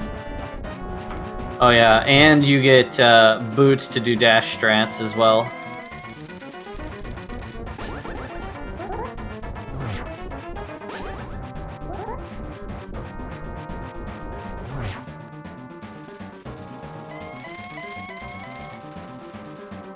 There we go. We are on phase 3. This phase can get a little out of control, but as long as you get it down and start hitting him, right as soon as he becomes vulnerable, it starts to clean up very nicely, and a lot of the pressure of am I gonna die is off, and then you can focus on just getting them hits in.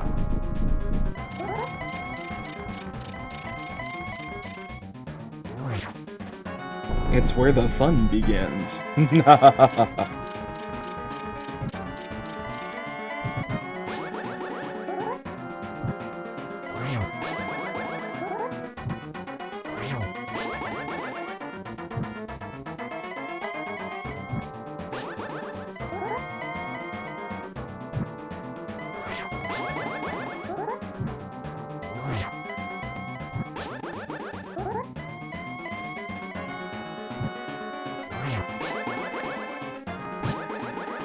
Alright, this is actually a really nice setup that she's got going here. And this is really where it just shows that good practice makes perfect. This I know for a fact that Tabbycat has spent a long time practicing up on the silverless portion. Avoiding those fire bats, making sure the timing is getting better. Of course, the moment I start talking about it.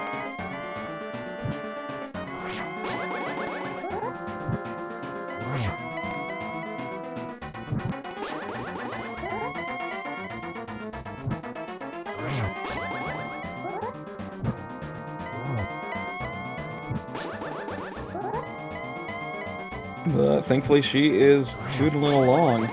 Shouldn't be more than about 10 more hits. Yep. And, patience is the key.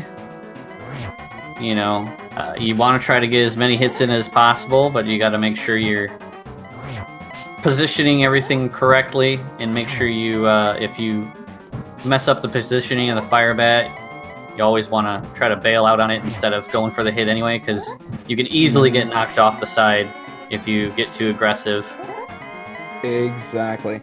In a lot of cases, if you know you're going to get hit, instead of trying to avoid it, it's best just to stand still. As long as you've got the health to take the damage, you don't get knocked off. You just stay in the same spot.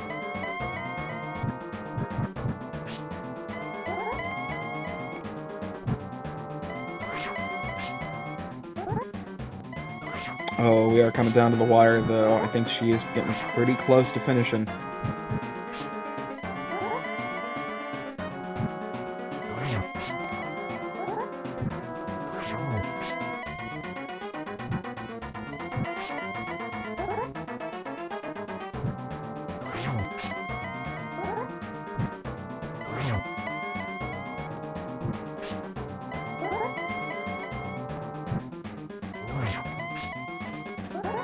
Alright, just a few more hits.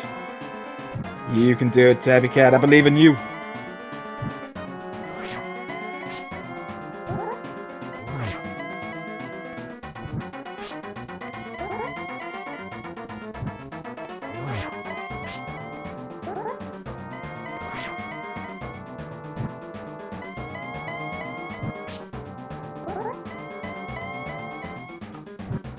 Yeah. Fantasy owners are going to be the real winners today. There we go. Whew! After a heck of a battle, Tabbycat finally takes down the big pig, so slap them GG's in there for a well-deserved fight. She walks over that bridge and finishes with a time of 2:20:10. Great job finishing that up. We'll go ahead and see if we can get her in here for an interview. I tell you, this seed gave me anxiety, and it's not just because, you know, Tabby's on my team. Like, this seed just gave me anxiety. Like, it was such a difficult seed that it was just like, you know, a nail biter as to, you know, what's gonna come next in this seed, you know? Exactly.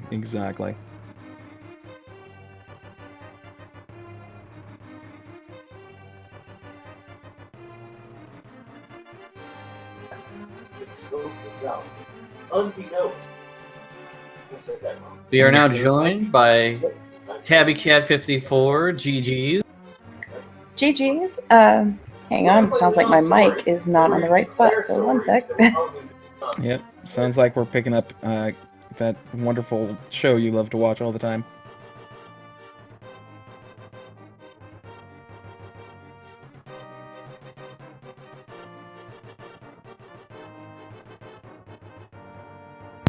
Okay, there we go. I think I got it now. Sorry Yep. about that. Sounds like you. But GG's, GG's. Tabby. Yeah. GG's. Oh my gosh, I hate this seed so much. I want to go like kill it with fire. So how is that escape sequence? You know what? I'm gonna make you play the seed. You can't make me do nothing. I'll make you a plando that's worse than this. It's true, she will. That's not a threat. That's a promise. It is a promise. Man, that escape was horrible. I was so mad the entire time, and I was like, okay. Then I figured it out, and I was like, I'm an idiot for not figuring this out earlier. And then once I got through, I was like, oh, everything's good. But I'm like, and Moogle is probably like in the Dark World by now. And I'm going to go do every single gamble I know of to go the completely opposite direction and never hit Cat until like 20 minutes later. Because nothing paid off. No, not a single gamble I made paid off. Except for the hook shot in pod. And that was it.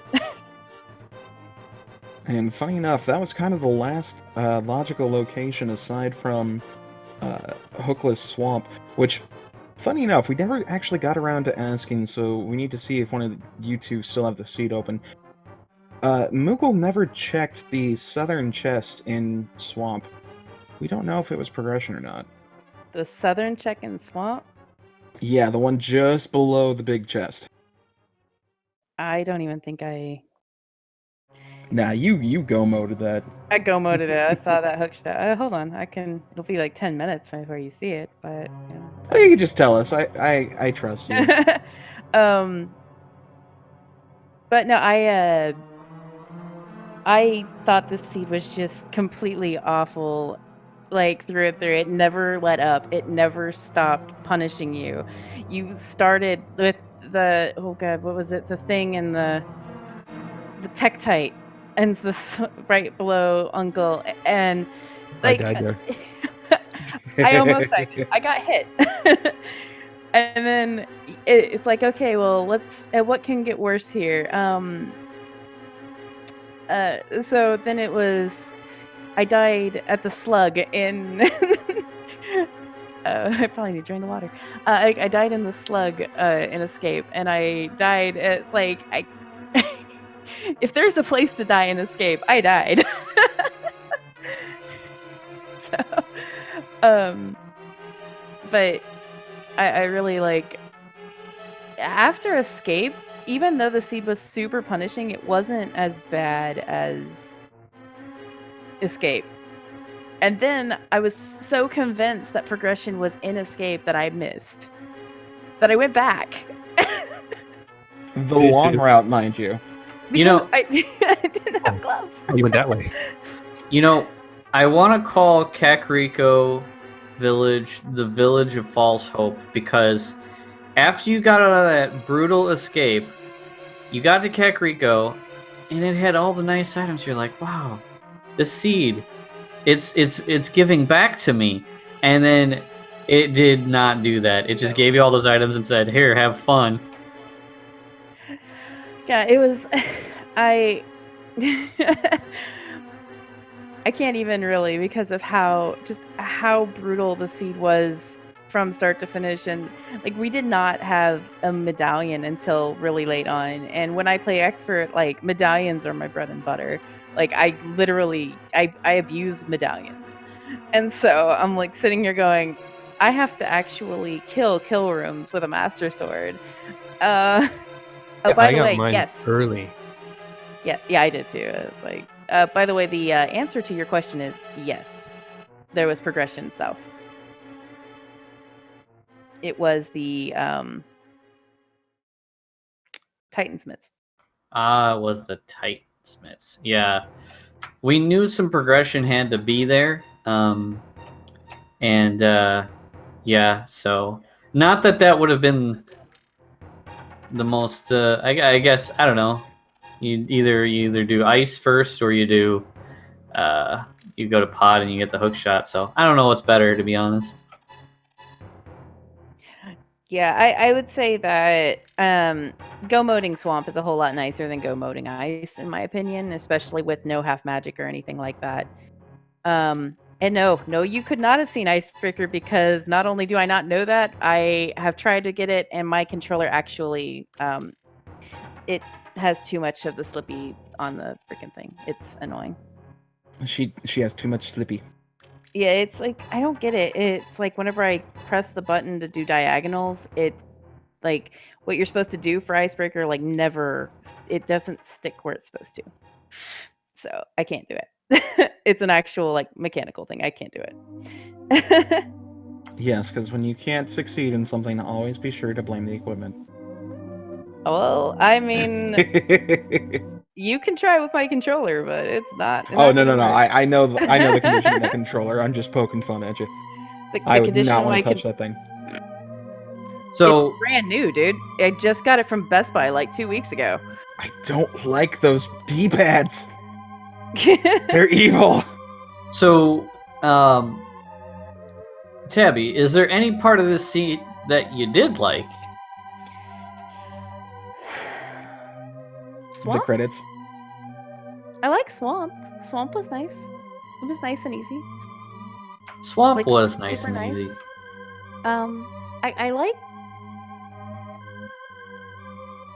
I like the false hope that Skull Woods gave me.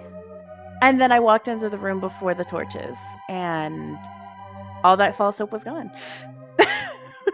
Yeah. It was replaced by Lionel's. I know the did though. That room was kind of brutal too, because those Lionels, they move around quick, and you don't got much room to move in there, and they're occupying like half of that space. Yeah, and also it was an interesting thing was I thought I was completely ready for everything, and I was my scatterbrain, post work, post all that homework that I did and everything before this, completely made me, not realize that I didn't have my timer up, and I didn't have the thing on my screen that was not supposed to be there. I didn't realize it until 10 minutes in. So that was fun too.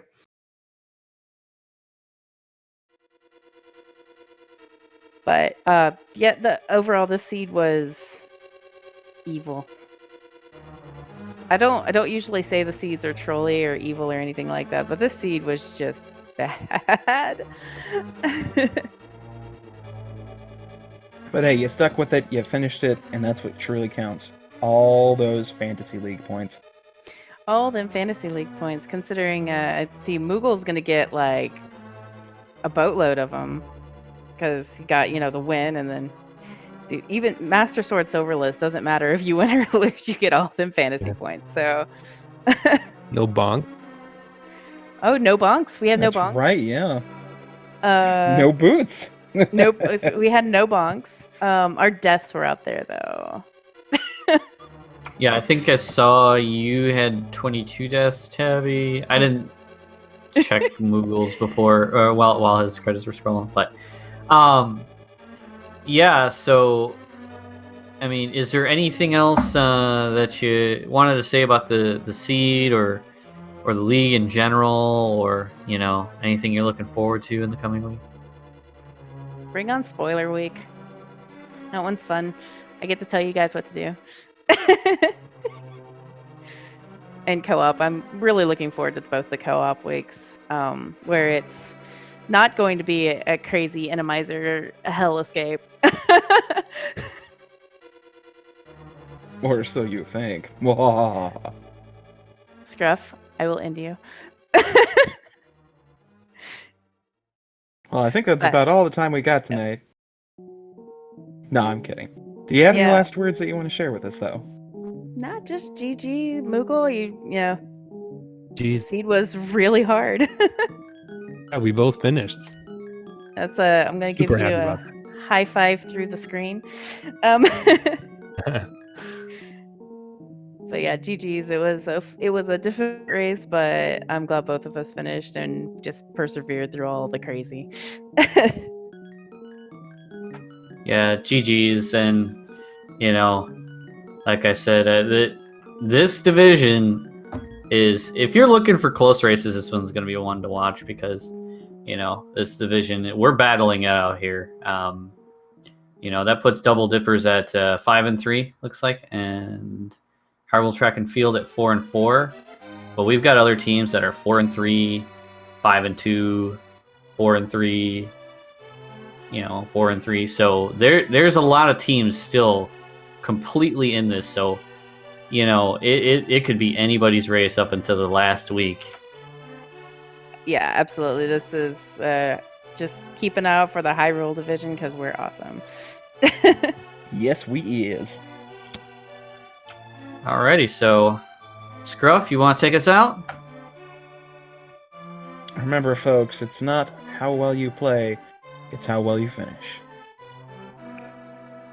Good night, everybody.